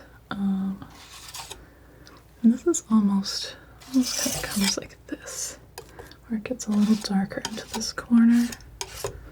So I'm gonna preserve that.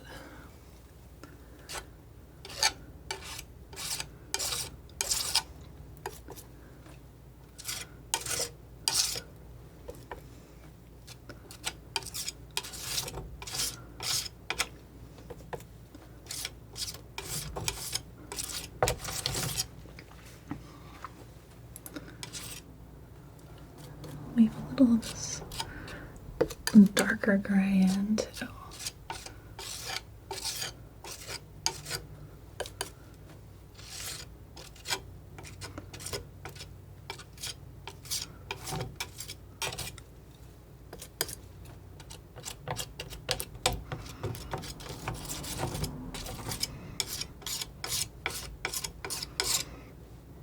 And it's gonna look really messy for a second, but I think it's gonna work out. So I'm gonna take a bunch of this darker stuff and just kind of work it in here. This is kind of a cast shadow from the side of the house, and it's a little subtle, but I like it as another like line that kind of leads you into the picture.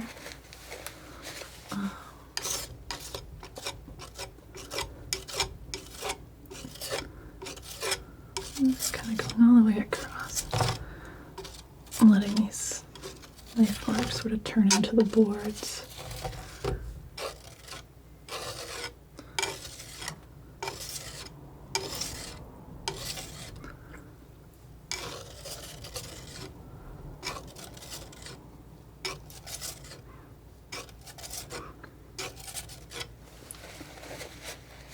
Yeah, that's pretty good.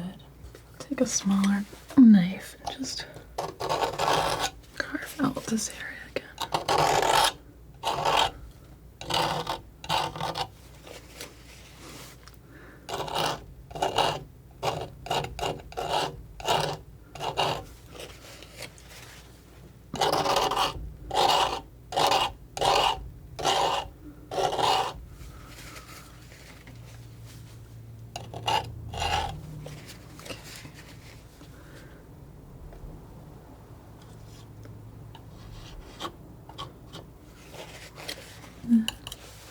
Just going to try and go across this edge here carefully.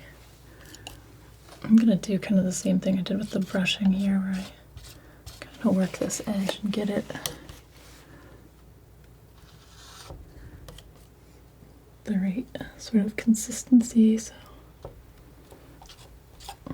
if it's kind of straight and but also like a little faded, I think that's going to work out well.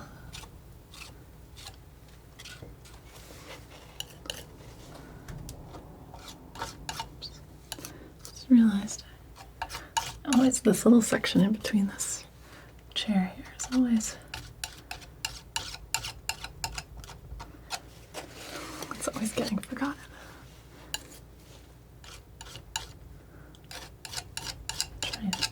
Try and catch it up.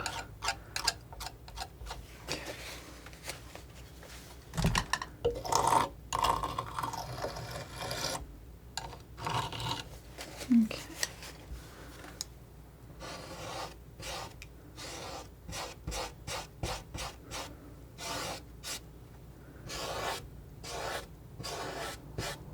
Just kind of brushing this out here. It's almost like giving some space to work back in onto a flat area, so I don't have to fight the texture in these areas. That's the idea.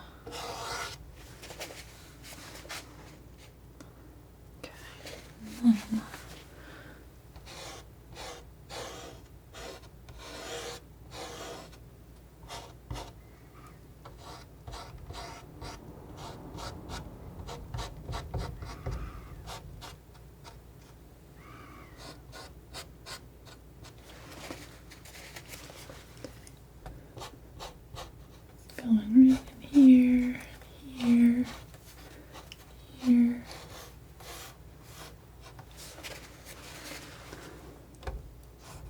The knife is really good for getting clean colors, but it's not as sort of nimble for making like really accurate shapes, I guess. You can be careful with how you load up the knife and then you place it really carefully. It still sometimes will do unpredictable things, but that's, I don't know, it's part of the fun in a way. But sometimes I'm enjoying a little extra precision too.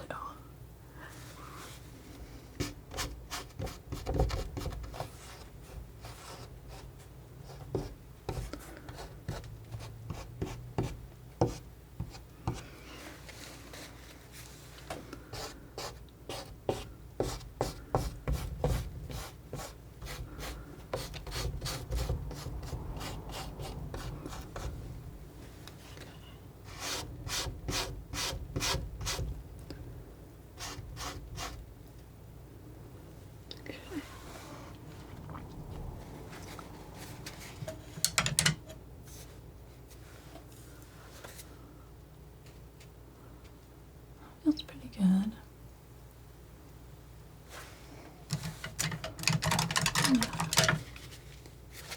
Get rid of this little blob right here.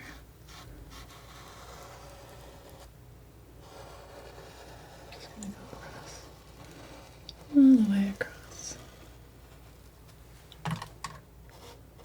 including in here. Oh, there we go. And I'm just keep switching back and forth brushes because I'm trying to kind of do clean things with clean brushes. I'm not actually loading any paint onto these. I'm just kind of picking a little bit up as I go. I don't know if that's a common practice with palette knife painting, but it's something that I've been finding lately. It's I like using the brush to make adjustments to the paint, but I'm not using it as much to apply it. Okay. It's like a ghost chair right now. It's kind of got some funny edges that are appearing and disappearing.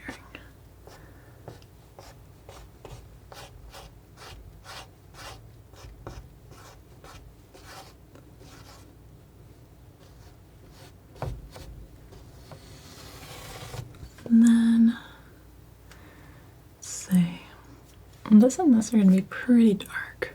Actually, maybe even darker than the ceiling area. I've got kind of a lighter area. I really don't want to go too light for this though. I'm going to start just putting a little bit of wax in here, kind of transparently. Ish.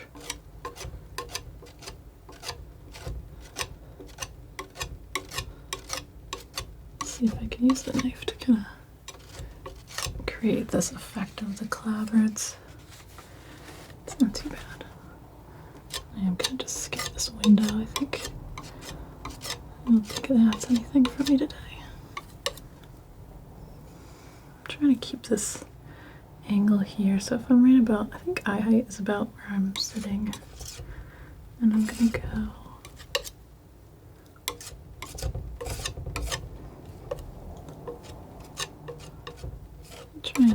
it's subtle, but I want to try and apply a little bit of perspective to this, sort of drawing you in.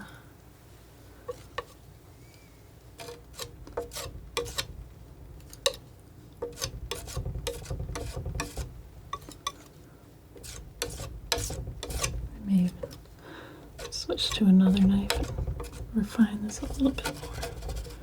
This one I'm having a little trouble with the definition here, but it's a really good one for grabbing a bunch of wax and popping it down. And I like it for mixing, so I'll just favor it a little bit longer and then come up with something else. All right.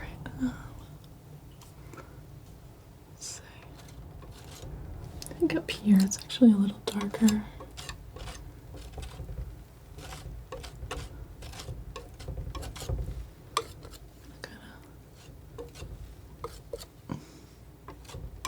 some darker wax in. Yeah, I think that's decent. Kind of alternate the light one.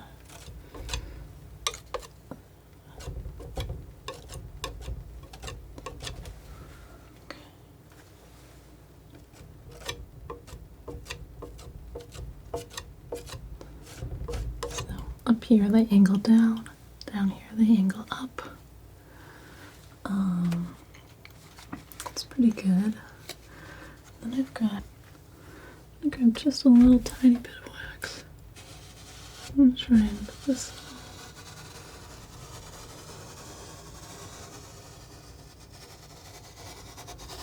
edge it all the way down.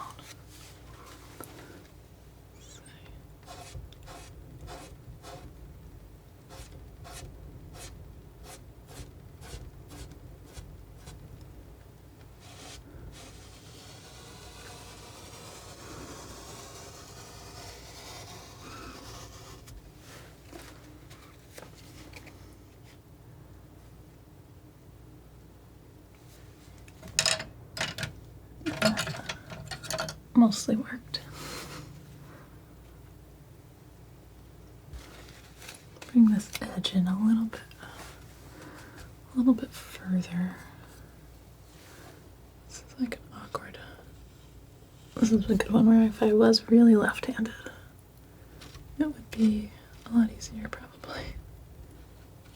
But there's always, I think no matter what you paint, there's always going to be something that makes it tricky, so I don't really worry about avoiding certain subjects or certain compositions because they're tricky. I don't think I could plan ahead if I tried anyway. I'll just do my best and have a good time with it.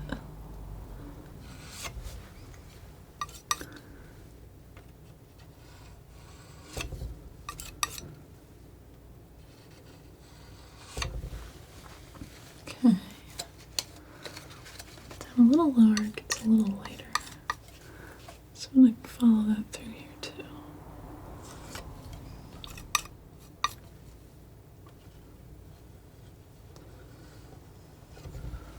I'm just keeping the pressure on the right hand side of the knife for this. And so that way it kind of keeps it sharp against the background here. Flip it around. Let's go up here.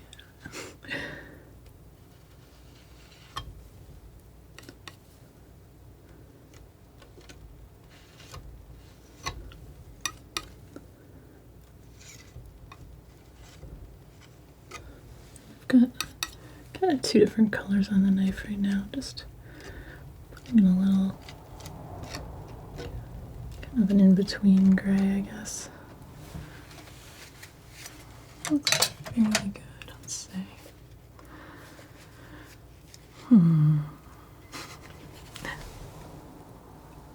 Try and go down here.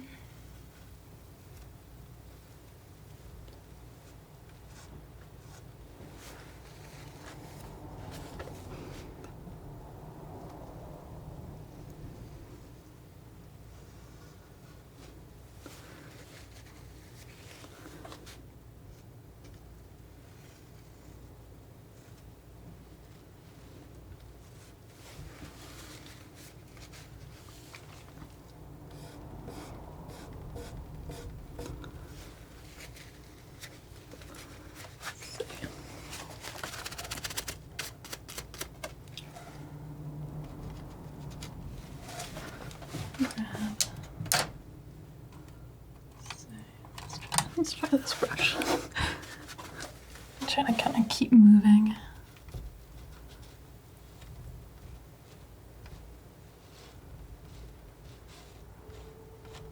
Come on.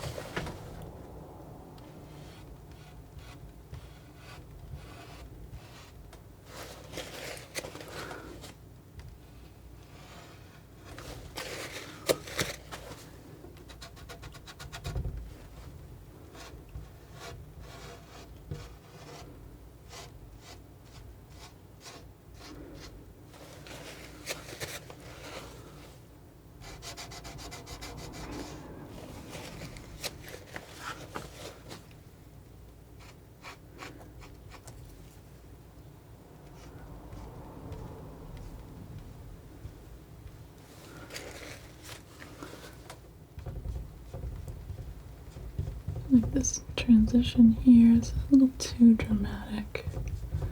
Try and move it.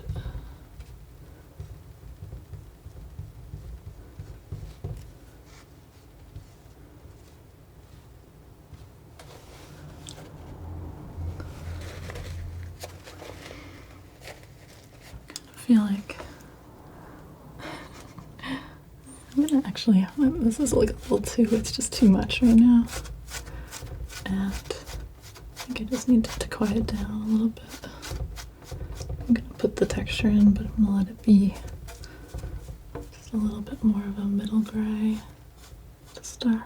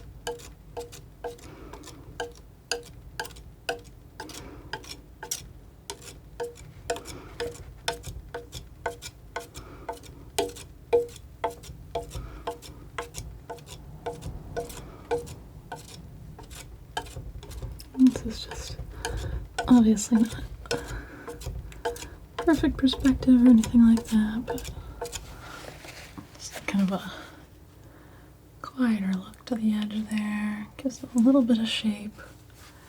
I think that's a little better. I'm gonna just kind of put this little edge on again.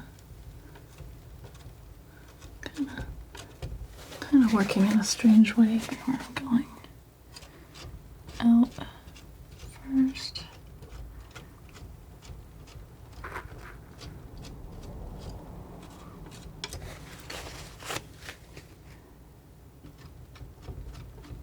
I don't know if you can see this. I'll have to cut it if it's just my back.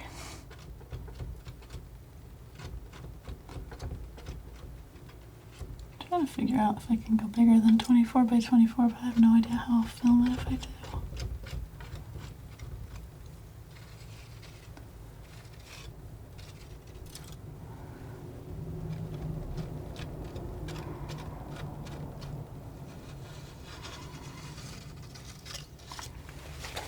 I'm a little steadier standing up, I think.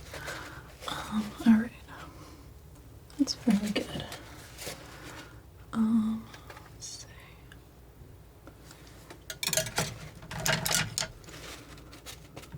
Clean this brush off again.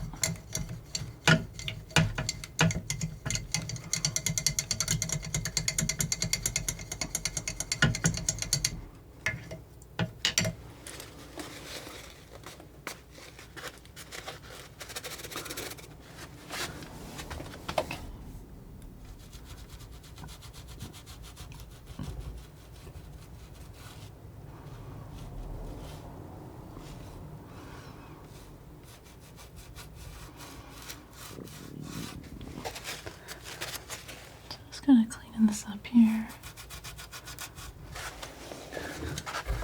Just kind of like picking up the paint that's on the very edge and just smoothing it out.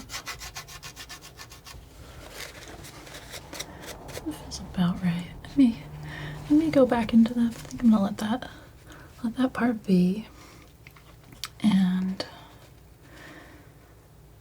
I almost missed some of the stale out blue. I feel like it was so wild at the beginning. I got used to it. Maybe I'll keep the chairs blue. They're kind of greenish in the actual picture, but yeah, like I said, I've gotten a little attached to them in blue. Let's see. I think that's fairly good.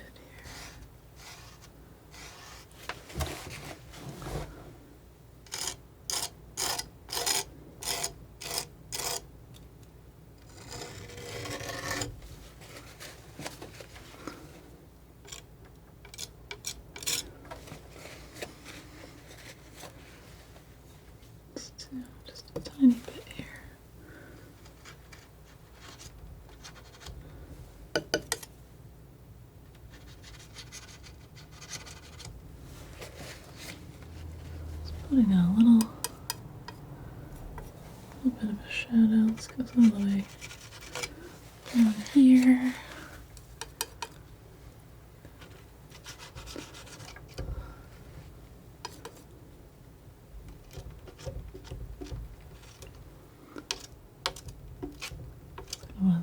One of those lines that kind of leads you in.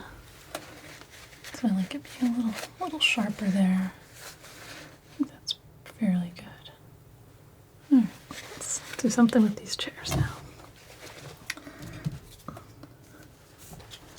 Maybe I keep them phthalo blue. I'm gonna add a little more on my palette. And let's mix them up. I'm gonna mix right into this dark that I've made. Maybe just scoop this all into it. A little more wax too.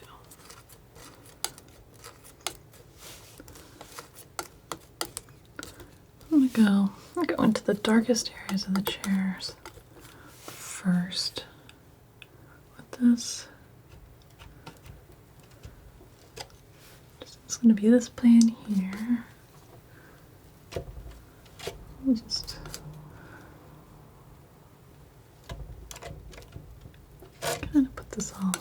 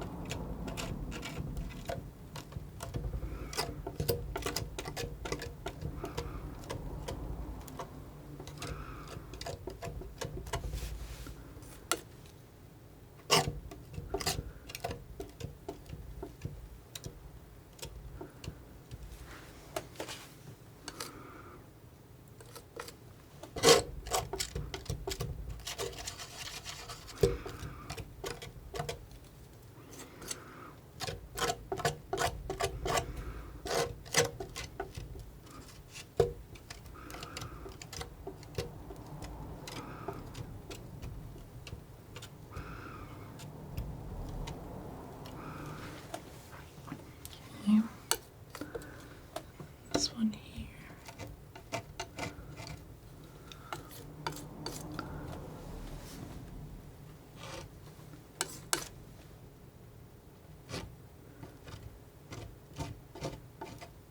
It's funny how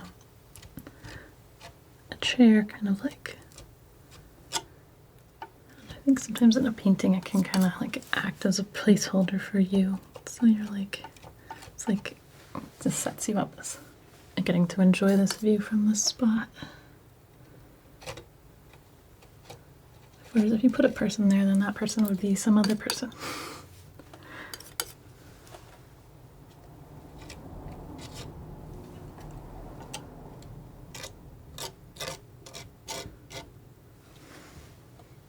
Okay. Take just a little bit of this lighter tone here.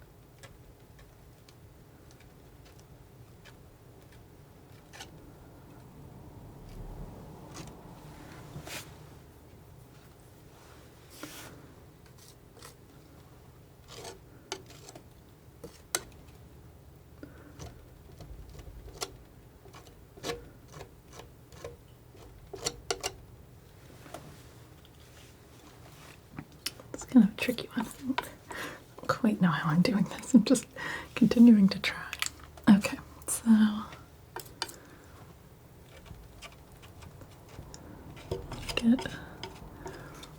this is like, it's mostly a silhouette, but I've got such thick paint here that I feel like the best thing to do is still to pay attention to the texture of it.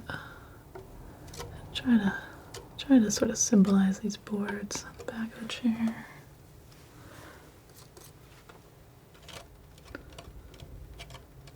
Oh, I know what I might be able to do.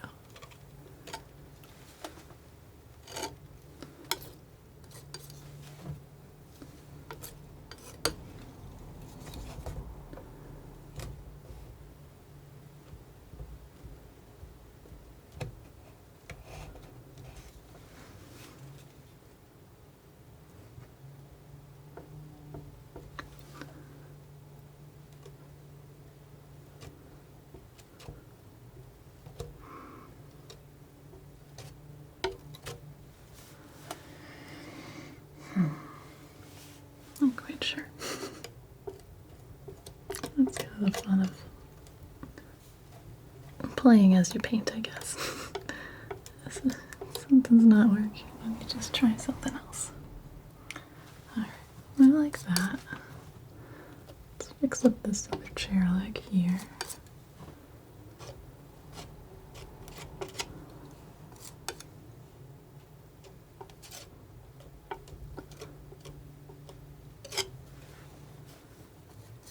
It's a bit darker.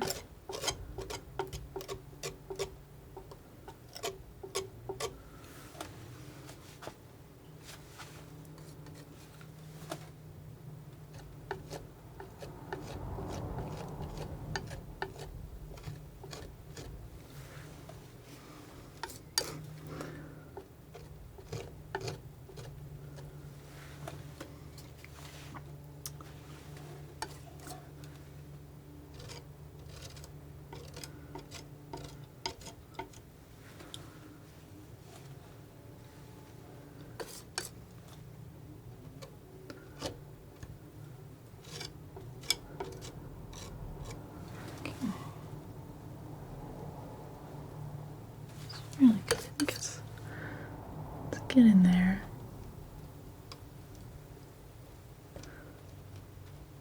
It's like that right amount of detail to make it look three-dimensional, but also not really take away from the rest of it.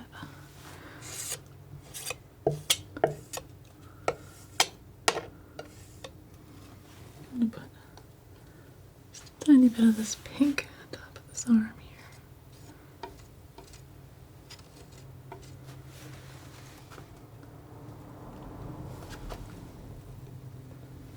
Get the sides that it's sort of reflecting from the sky. It's almost like natural fireworks. Like that, okay. And then there's this other arm over here that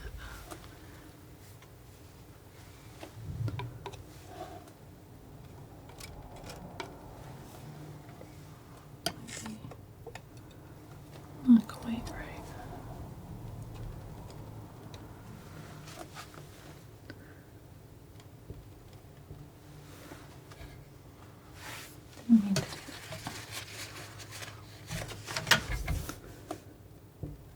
See, now that's getting light there, and I don't want it to. So I think that might be a wait and try again kind of moment there.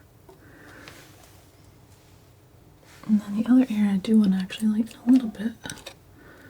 Try a little bit of this purple maybe. Is the seat. And I just want to put some of these sky colors in here because I think I like having the sky reflected in the other things. Okay. That's kind of good. And it's not really doing that in the painting, or it's not really doing that in the photo, but I can imagine it doing it, and it's better that way, so we're going to do it that way here.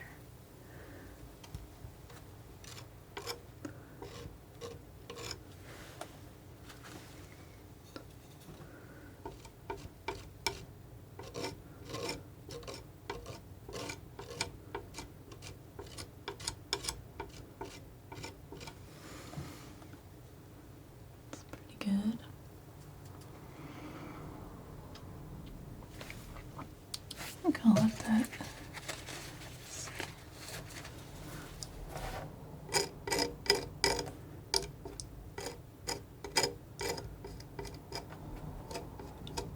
I'm trying to adjust this shape just a little bit here.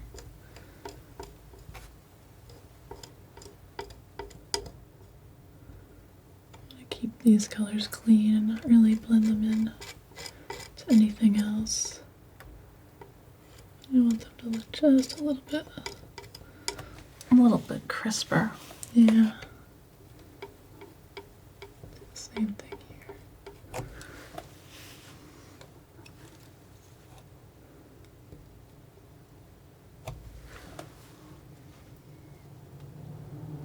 Try that.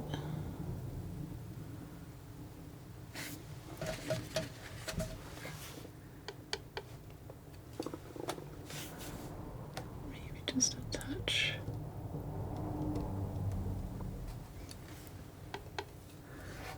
Here as well.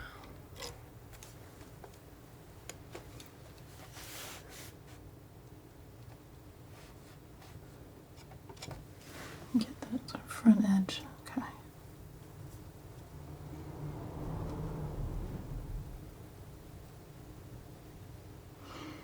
Like that. Okay. Back up again. All right. Yeah, I like that. Okay. I think the phthalo mix is actually working well, so I'm happy about that. Do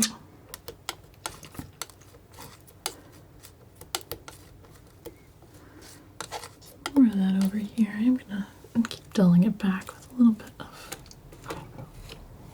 this umber.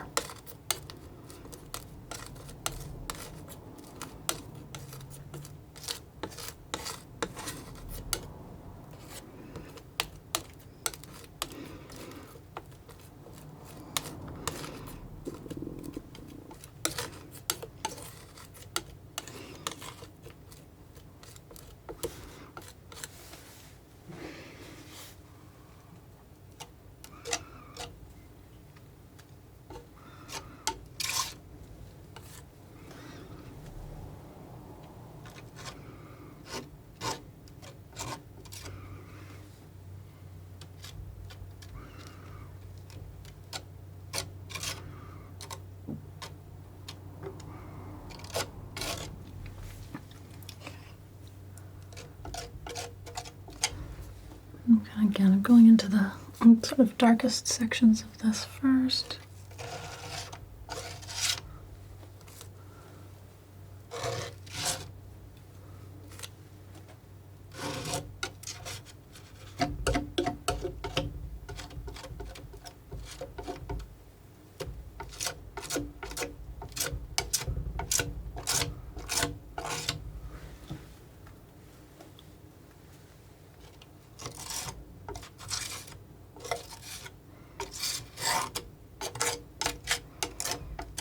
A little messy there.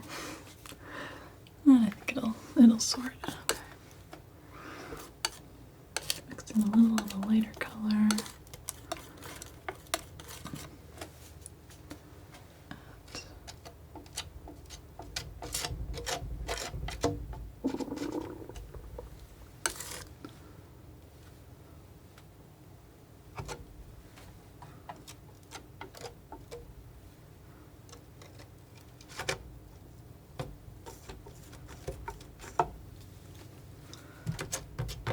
And just get kind of a nice layer of paint down here. I'm not trying to be too kind of overly perfect yet. Let's see.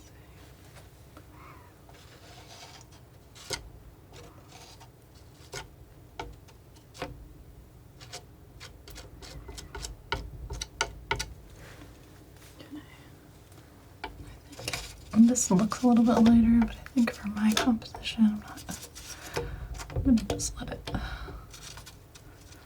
kind of blend it. Can be a little lighter, but it doesn't have to be too well defined. I'll leave that sort of lighter dry edge there. I'm gonna take a brush into that for a minute. Just soften it out, smooth it out. This is not at all the primary concern of this painting, so if these edges get soft, it's actually probably really good. kind of sets up the foreground. It's kind of like a wicker that's got sort of a woven texture to it. I'll try and match that in the brush marks a little bit, as much as I can tell, anyway.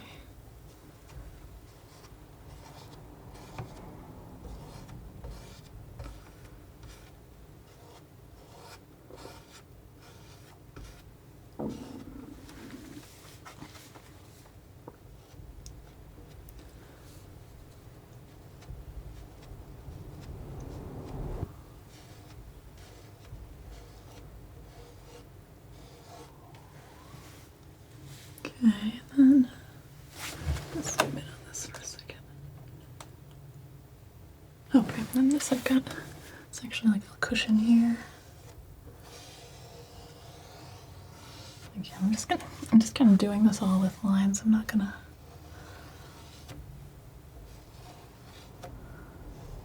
really do much with colors here. Just gonna let the paint tell a little bit of an extra story, but not so much so that it distracts.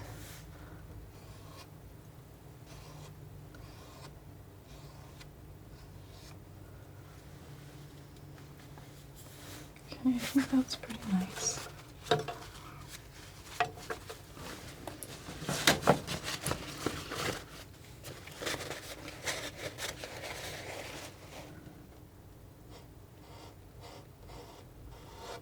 Just trying to be really clean right on this edge.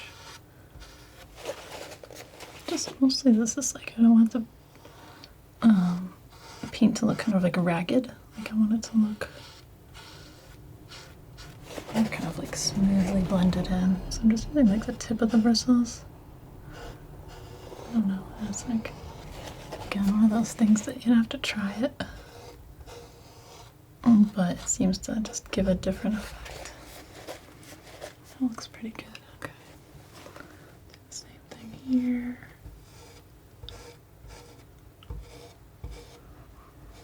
I feel like when I look at Van Gogh's paintings, I see kind of a similar tendency, similar kind of like working and reworking and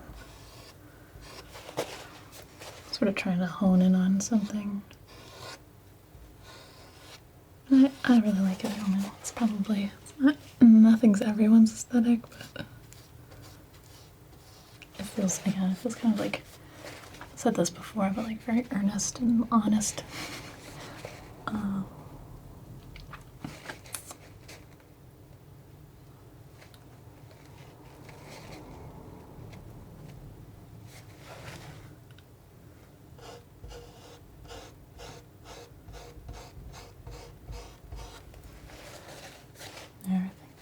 I realized I didn't put the end of this post in, and I think that it's probably like slightly covered by the back of this, but there we go. Like that. I'm gonna come in here now that I did that nice thing. I kind of want to do the same thing here.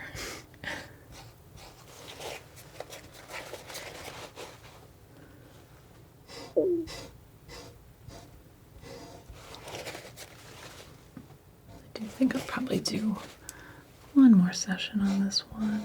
I feel like better not to rush.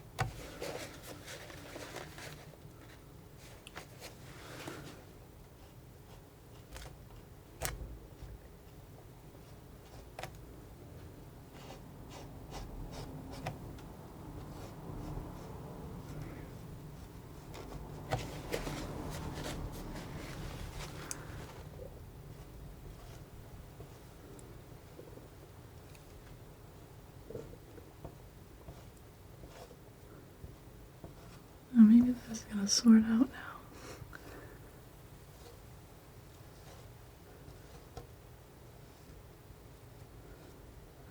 I like the knife texture for this. I kind of wish that this was a wicker chair too now. Somehow that was like a lot more fun to paint than the planes of this Adirondack chair. But that's okay.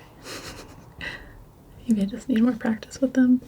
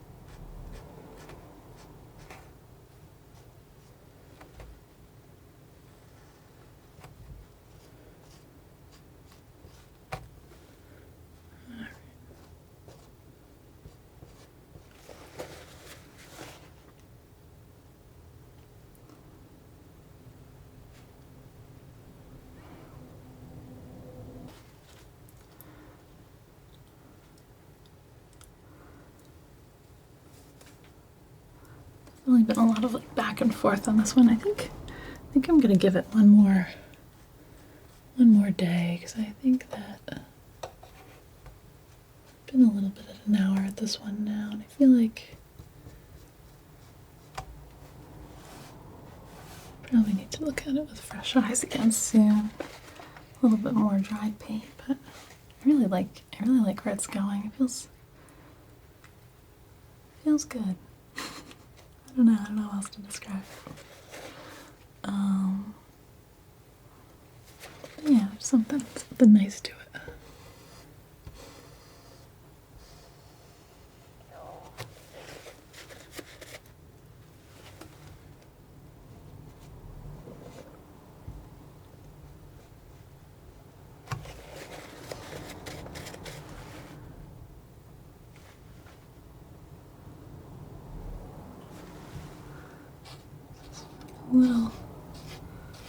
A little grabby right now.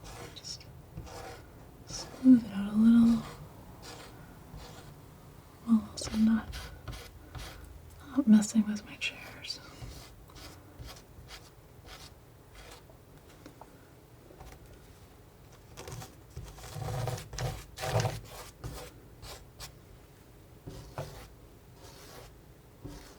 Just felt like it needed to be a little quieter.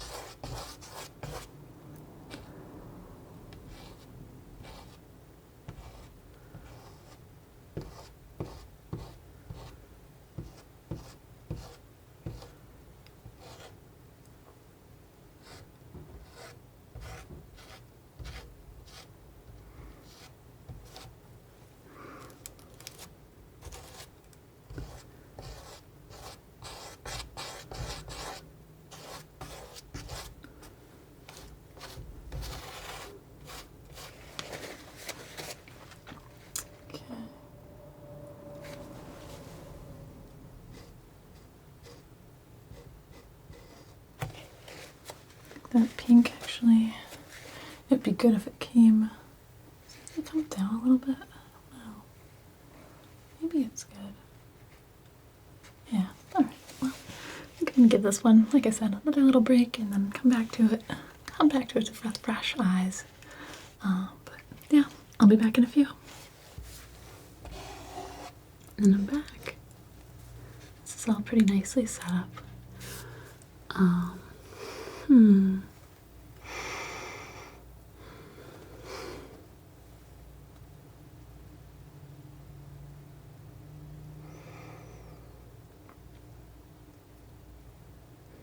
Yeah, I don't know. I've been thinking about what else I want to do with it, and I'm still kind of not not completely decided. I think I want to even this out a little bit. This to me feels a little too contrasty, and I think I kind of want it to just be all a bit smoother. Kind of a lighter gray. Then I might want to do, I don't know, do I want to do a little more with the clouds? That was my other thought. I think I am going to do a little bit more with the clouds in the sky. Just try to really pump them up. Now that everything else is kind of nicely set in there. You know, the chairs and the architecture are still a little rough, but on the whole I don't mind it. Like I said, other than a couple of spots, so I'll probably try to keep them about like that.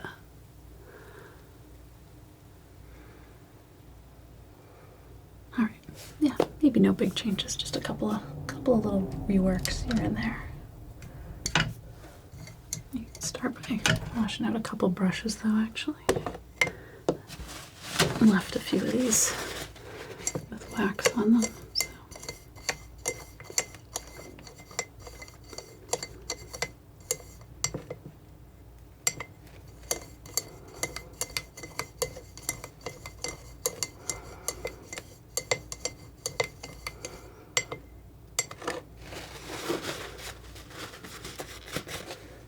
Good.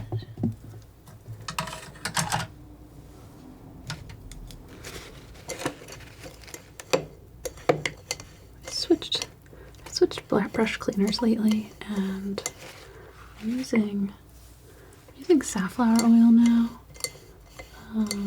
which I'm also using as a painting medium.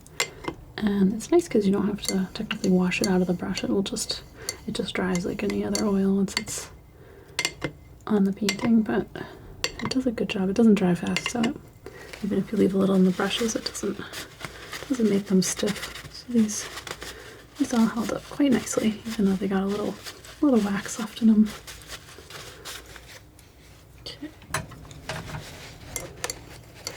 still better to scrub that out of there.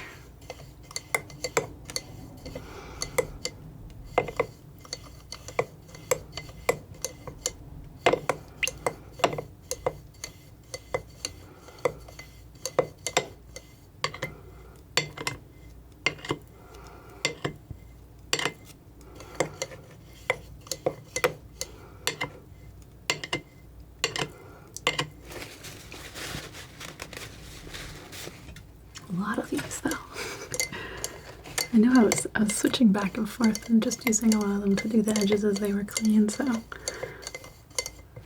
didn't really want to stop. And it's also like a clean dry brush is different than a clean wet brush, so I was just kind of grabbing one and then another to keep having a dry edge to work with.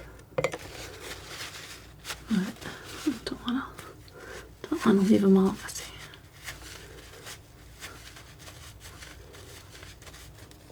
Working pretty nicely.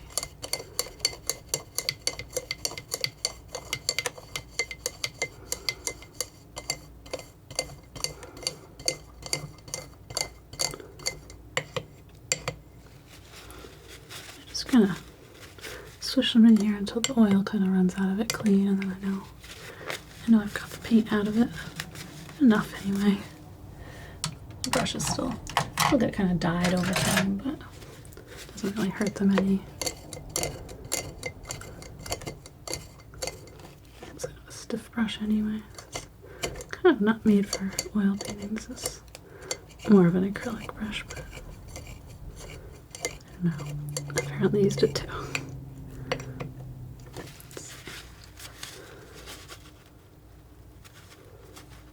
Yeah, it's like usually for oil you'll use like natural bristles. This is a synthetic. Though actually I do have some synthetic oil brushes too.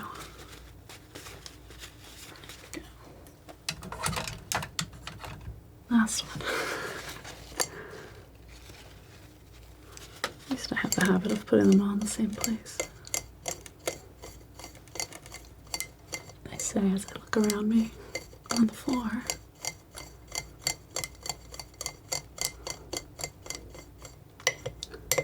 I could put in a little bit of like a golden yellow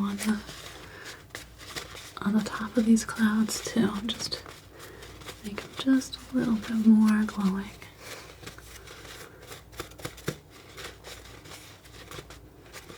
I think that's going to be nice. Let's start with a little bit of cadmium yellow and more white. I'm using cadmium yellow medium and white, and as opposed to the cadmium light, because the cadmium yellow light is more, it's not as golden looking. I kind of want this to be more this tone, but a little lighter, so mix in a little white. Kind of find that right amount. Probably be a little whiter. It's pretty good. Grab a little wax.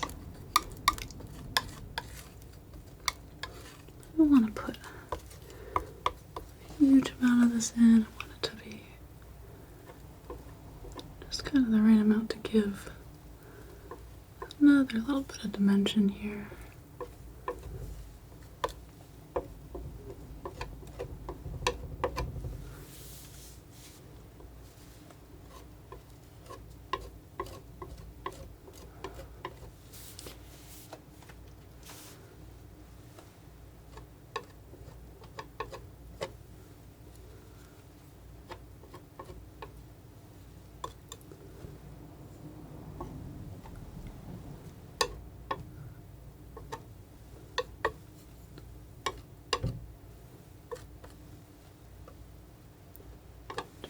I'm somewhat thick where I do though.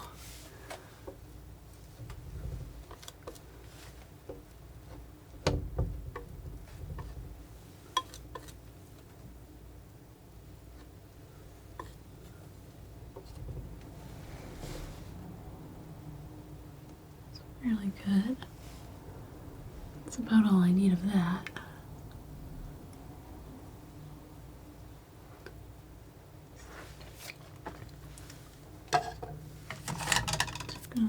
Brushes here, and what I'll do is like on the sort of far side of some of these colors, I'll just blend it a little bit and leave it sharp in some spots too though. You don't want it to all turn faded.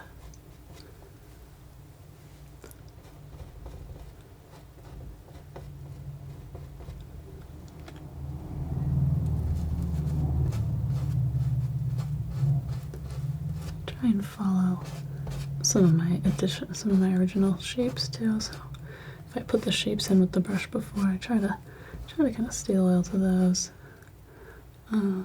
Just kind of make it all work really well together.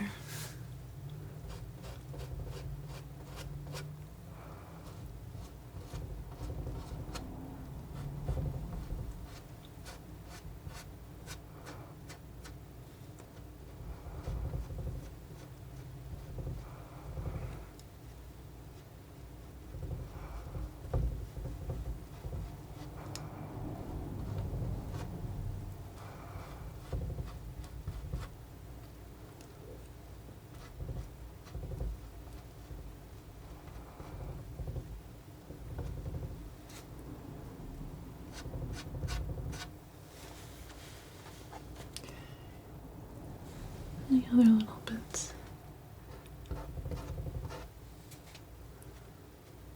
A couple little wispy things down there. Maybe some of these are like a little bit more of this pink though.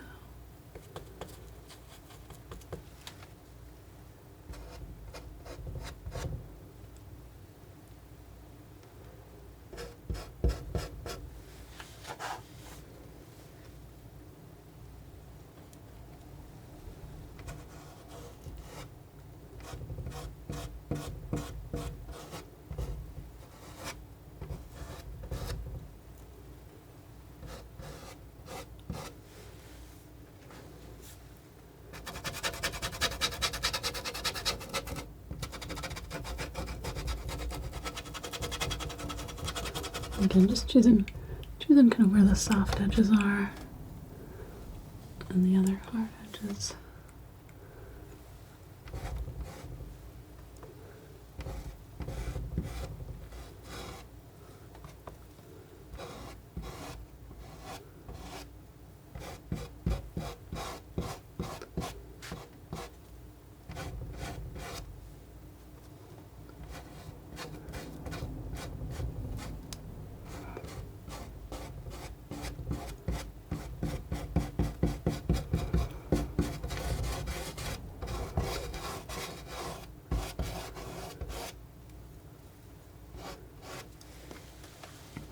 Okay. It's got a good feel. A little fiery, which I always like.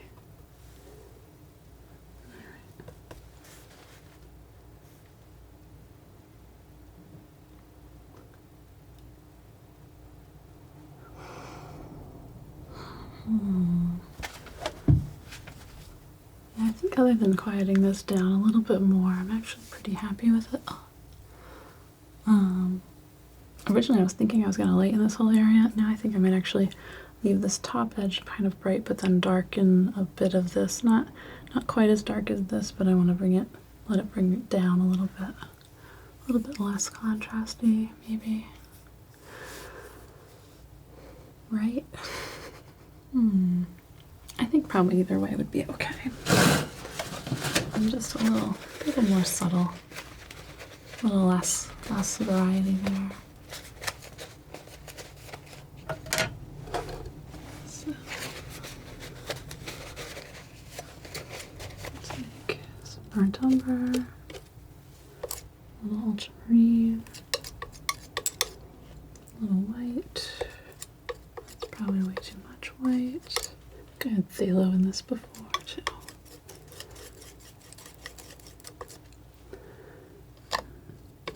Let's use a little of everything, right? And these browns will kind of dull out the blue. Clean that out. It's fresh raw umber.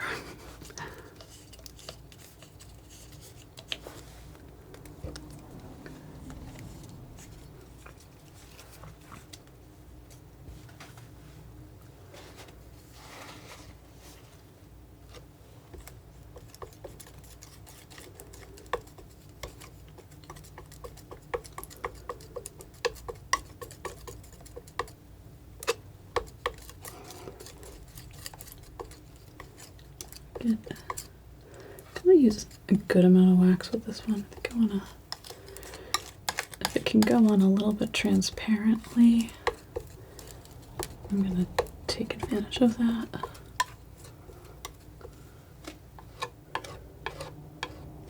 It's a bit dark. Let's see what happens if I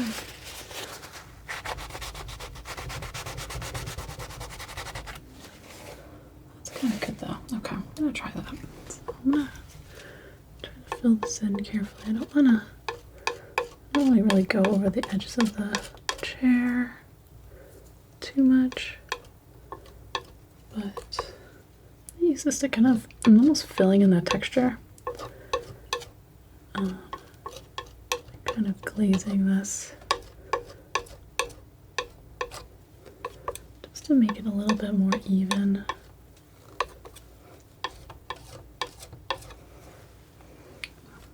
I'll start by filling it in mostly before I start really removing it too much. But I'm not going to worry about, I don't have to really put it in everywhere either.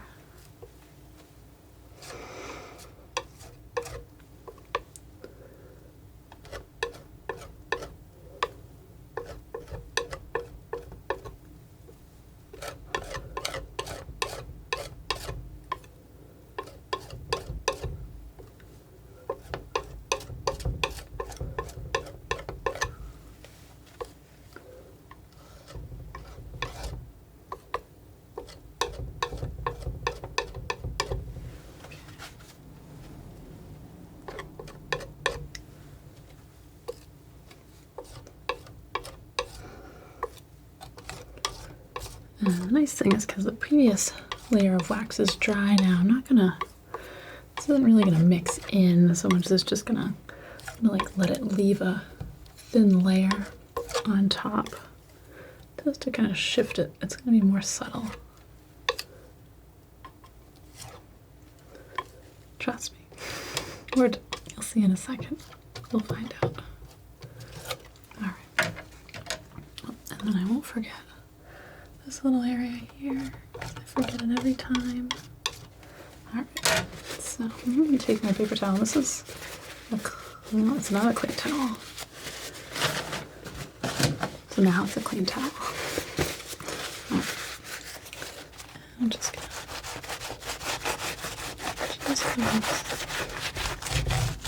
Good. And again, trying not to go over the edge of the chair too much, though. A little bit's okay. Probably a little bit is better than not enough.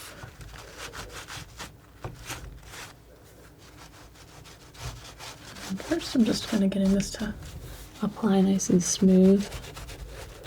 Make sure it's kind of filling in everything, and then I'm going to go back with this towel, fold it up a little bit more. Or a new towel, depending. That seems better. Okay. Just gonna fold this over. Got a clean edge now. I'm just taking a little bit more off. I don't know. Hoping that you can see this, what it's doing, but it's just taking some of this wax out. And just putting some lines in, so I'm going to go across this to adjust that in a minute, but it's a little bit easier to maneuver that way first.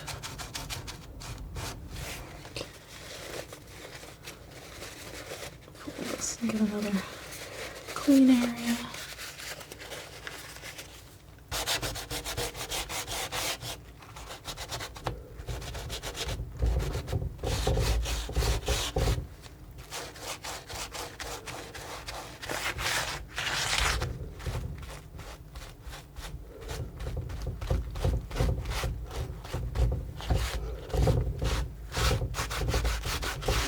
I think you can, if you're looking in one area of a painting, you get a little attached to that area, and you want it to like be everything it can be, but then you realize you kind of step back from it and you realize that wasn't really the point of the thing. So that's a little quieter now. I'm gonna take, do I want to do one more? Let's take another dryish brush. I'm just gonna try and remove just a little. Yeah, look at that. Okay. So I removed just a little bit more of that shadow. I'm just going to do that along this edge right here. Just put a little bit more light in there.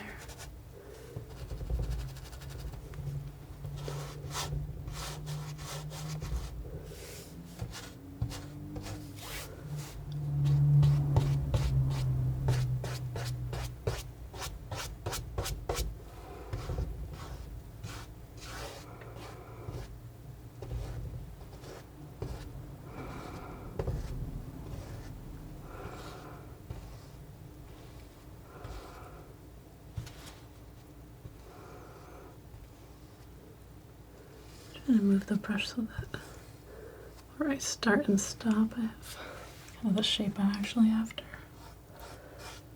as opposed to something else.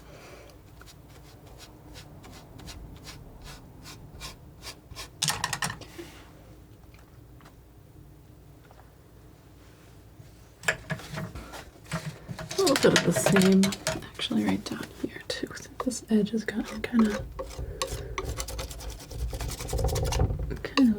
attention grabby. I just don't want it, not to the same degree anyway. So just a little glazing to quiet it down. There, that's better.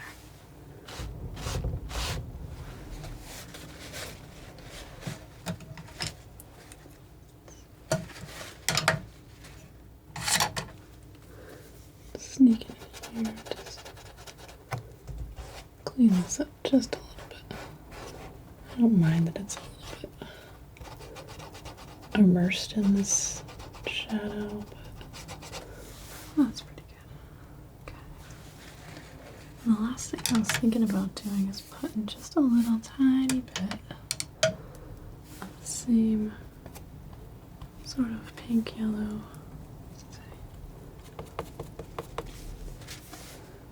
This is probably like almost too much, but just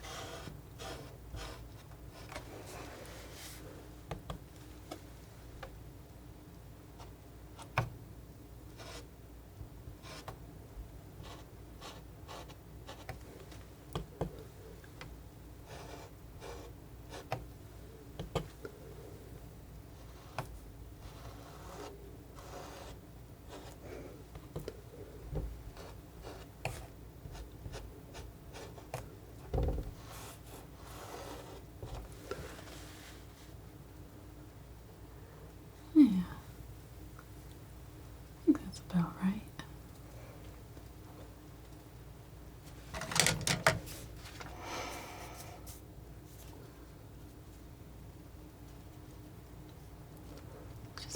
It's got that right glow now to it.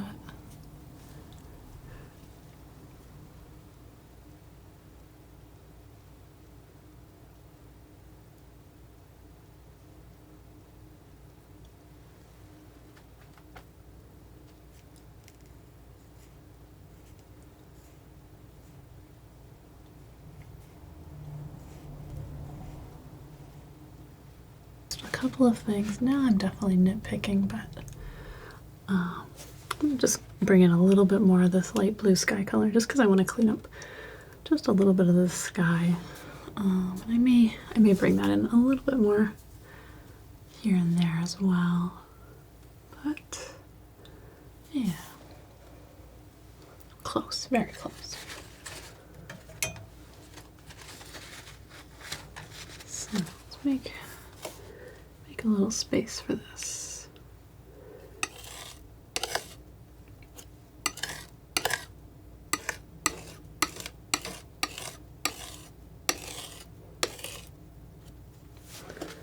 I don't need that color anymore anyway.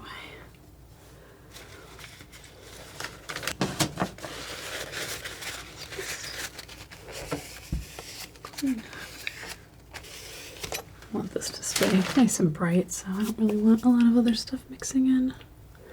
So a bunch of white, touch of this ultramarine, touch of cypress blue.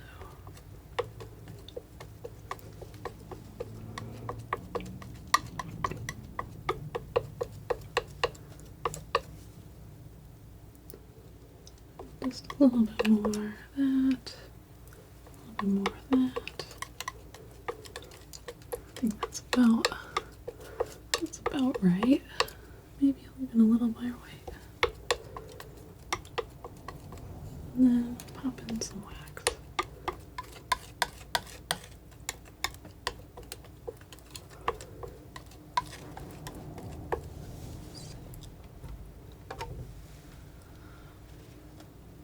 A little more cypress blue.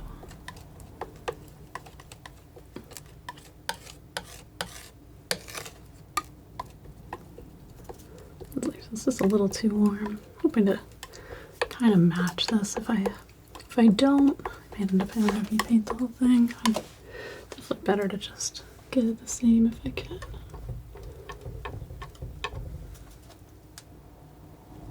It's pretty good. A little more wax. Maybe a little more white.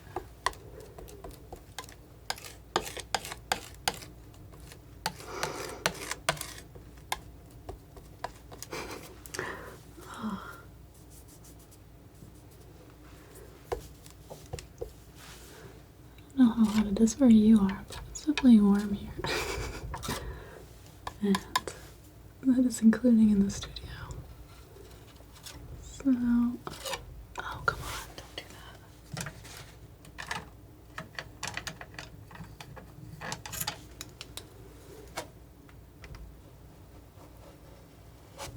Saved it. Okay. And again, I don't want to. I kind of want to leave the edge alone. Just get a couple of these areas where it's like just not as bright as it could be.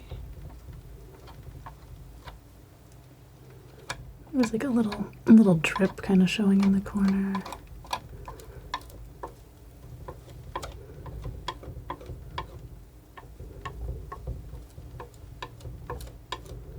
It's just not ideal.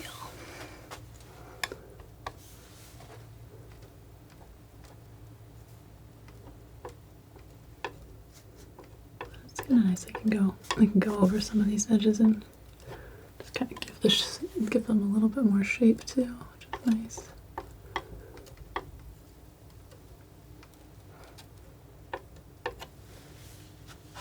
Okay.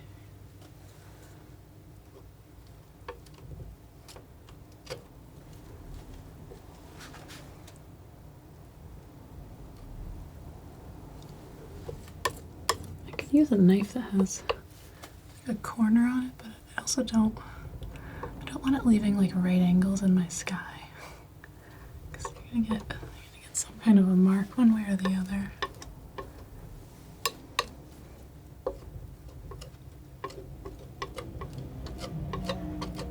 Just gonna I made that edge a little fluffier looking too, like that. Could do a little of that over here as well.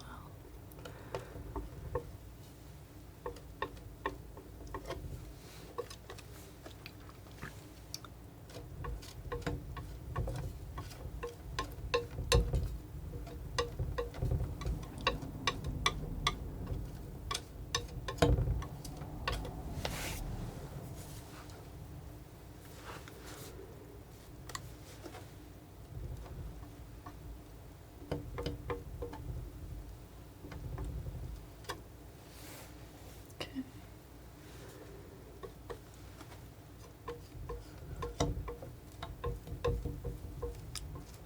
Simplifying this area a little bit. Almost looks like a little, I don't know, not a tornado or something, but it's a little bit of like an eye of a storm look to it for a second. I think there was a little thunderstorm either right before or right after this picture.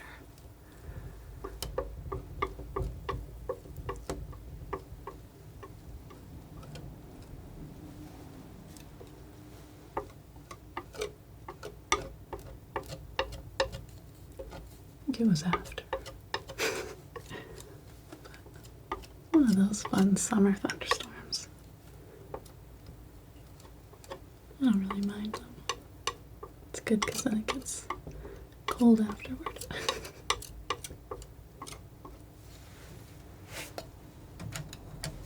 I kind of like all the weather, but I feel like I always get sick of it too. It's probably good I live in New England then. It's not known for being consistent. Okay.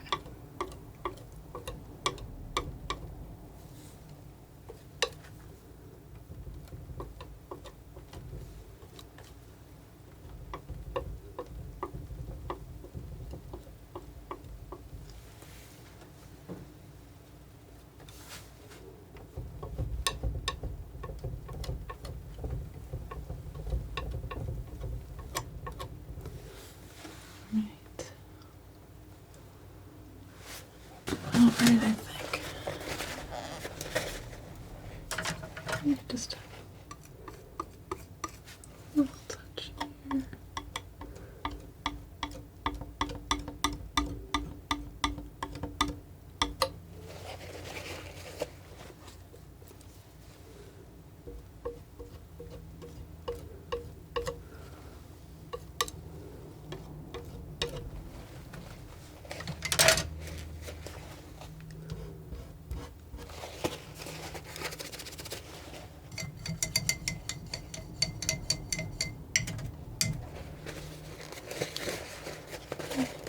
Very much covered in paint.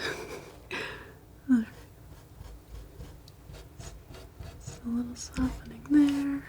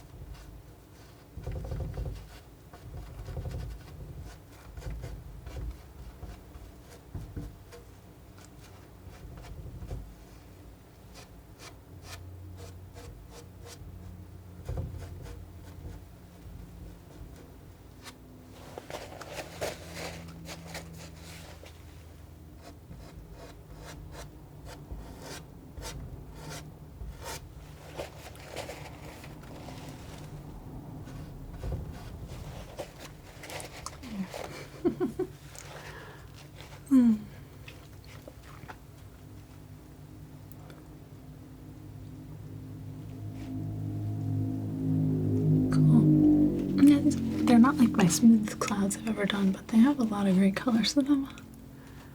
I don't know, sometimes I think that clouds don't, I don't know, smoothness isn't always where it's at. I think like it's more about, I don't know, getting a cool flow.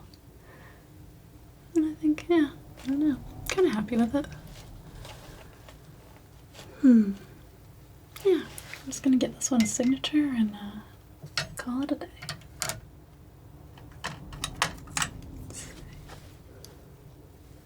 So, I'll do that. Maybe that's gotta be the pink, I think.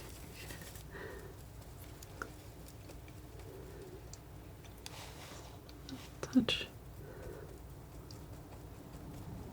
oil to wake it up. All right.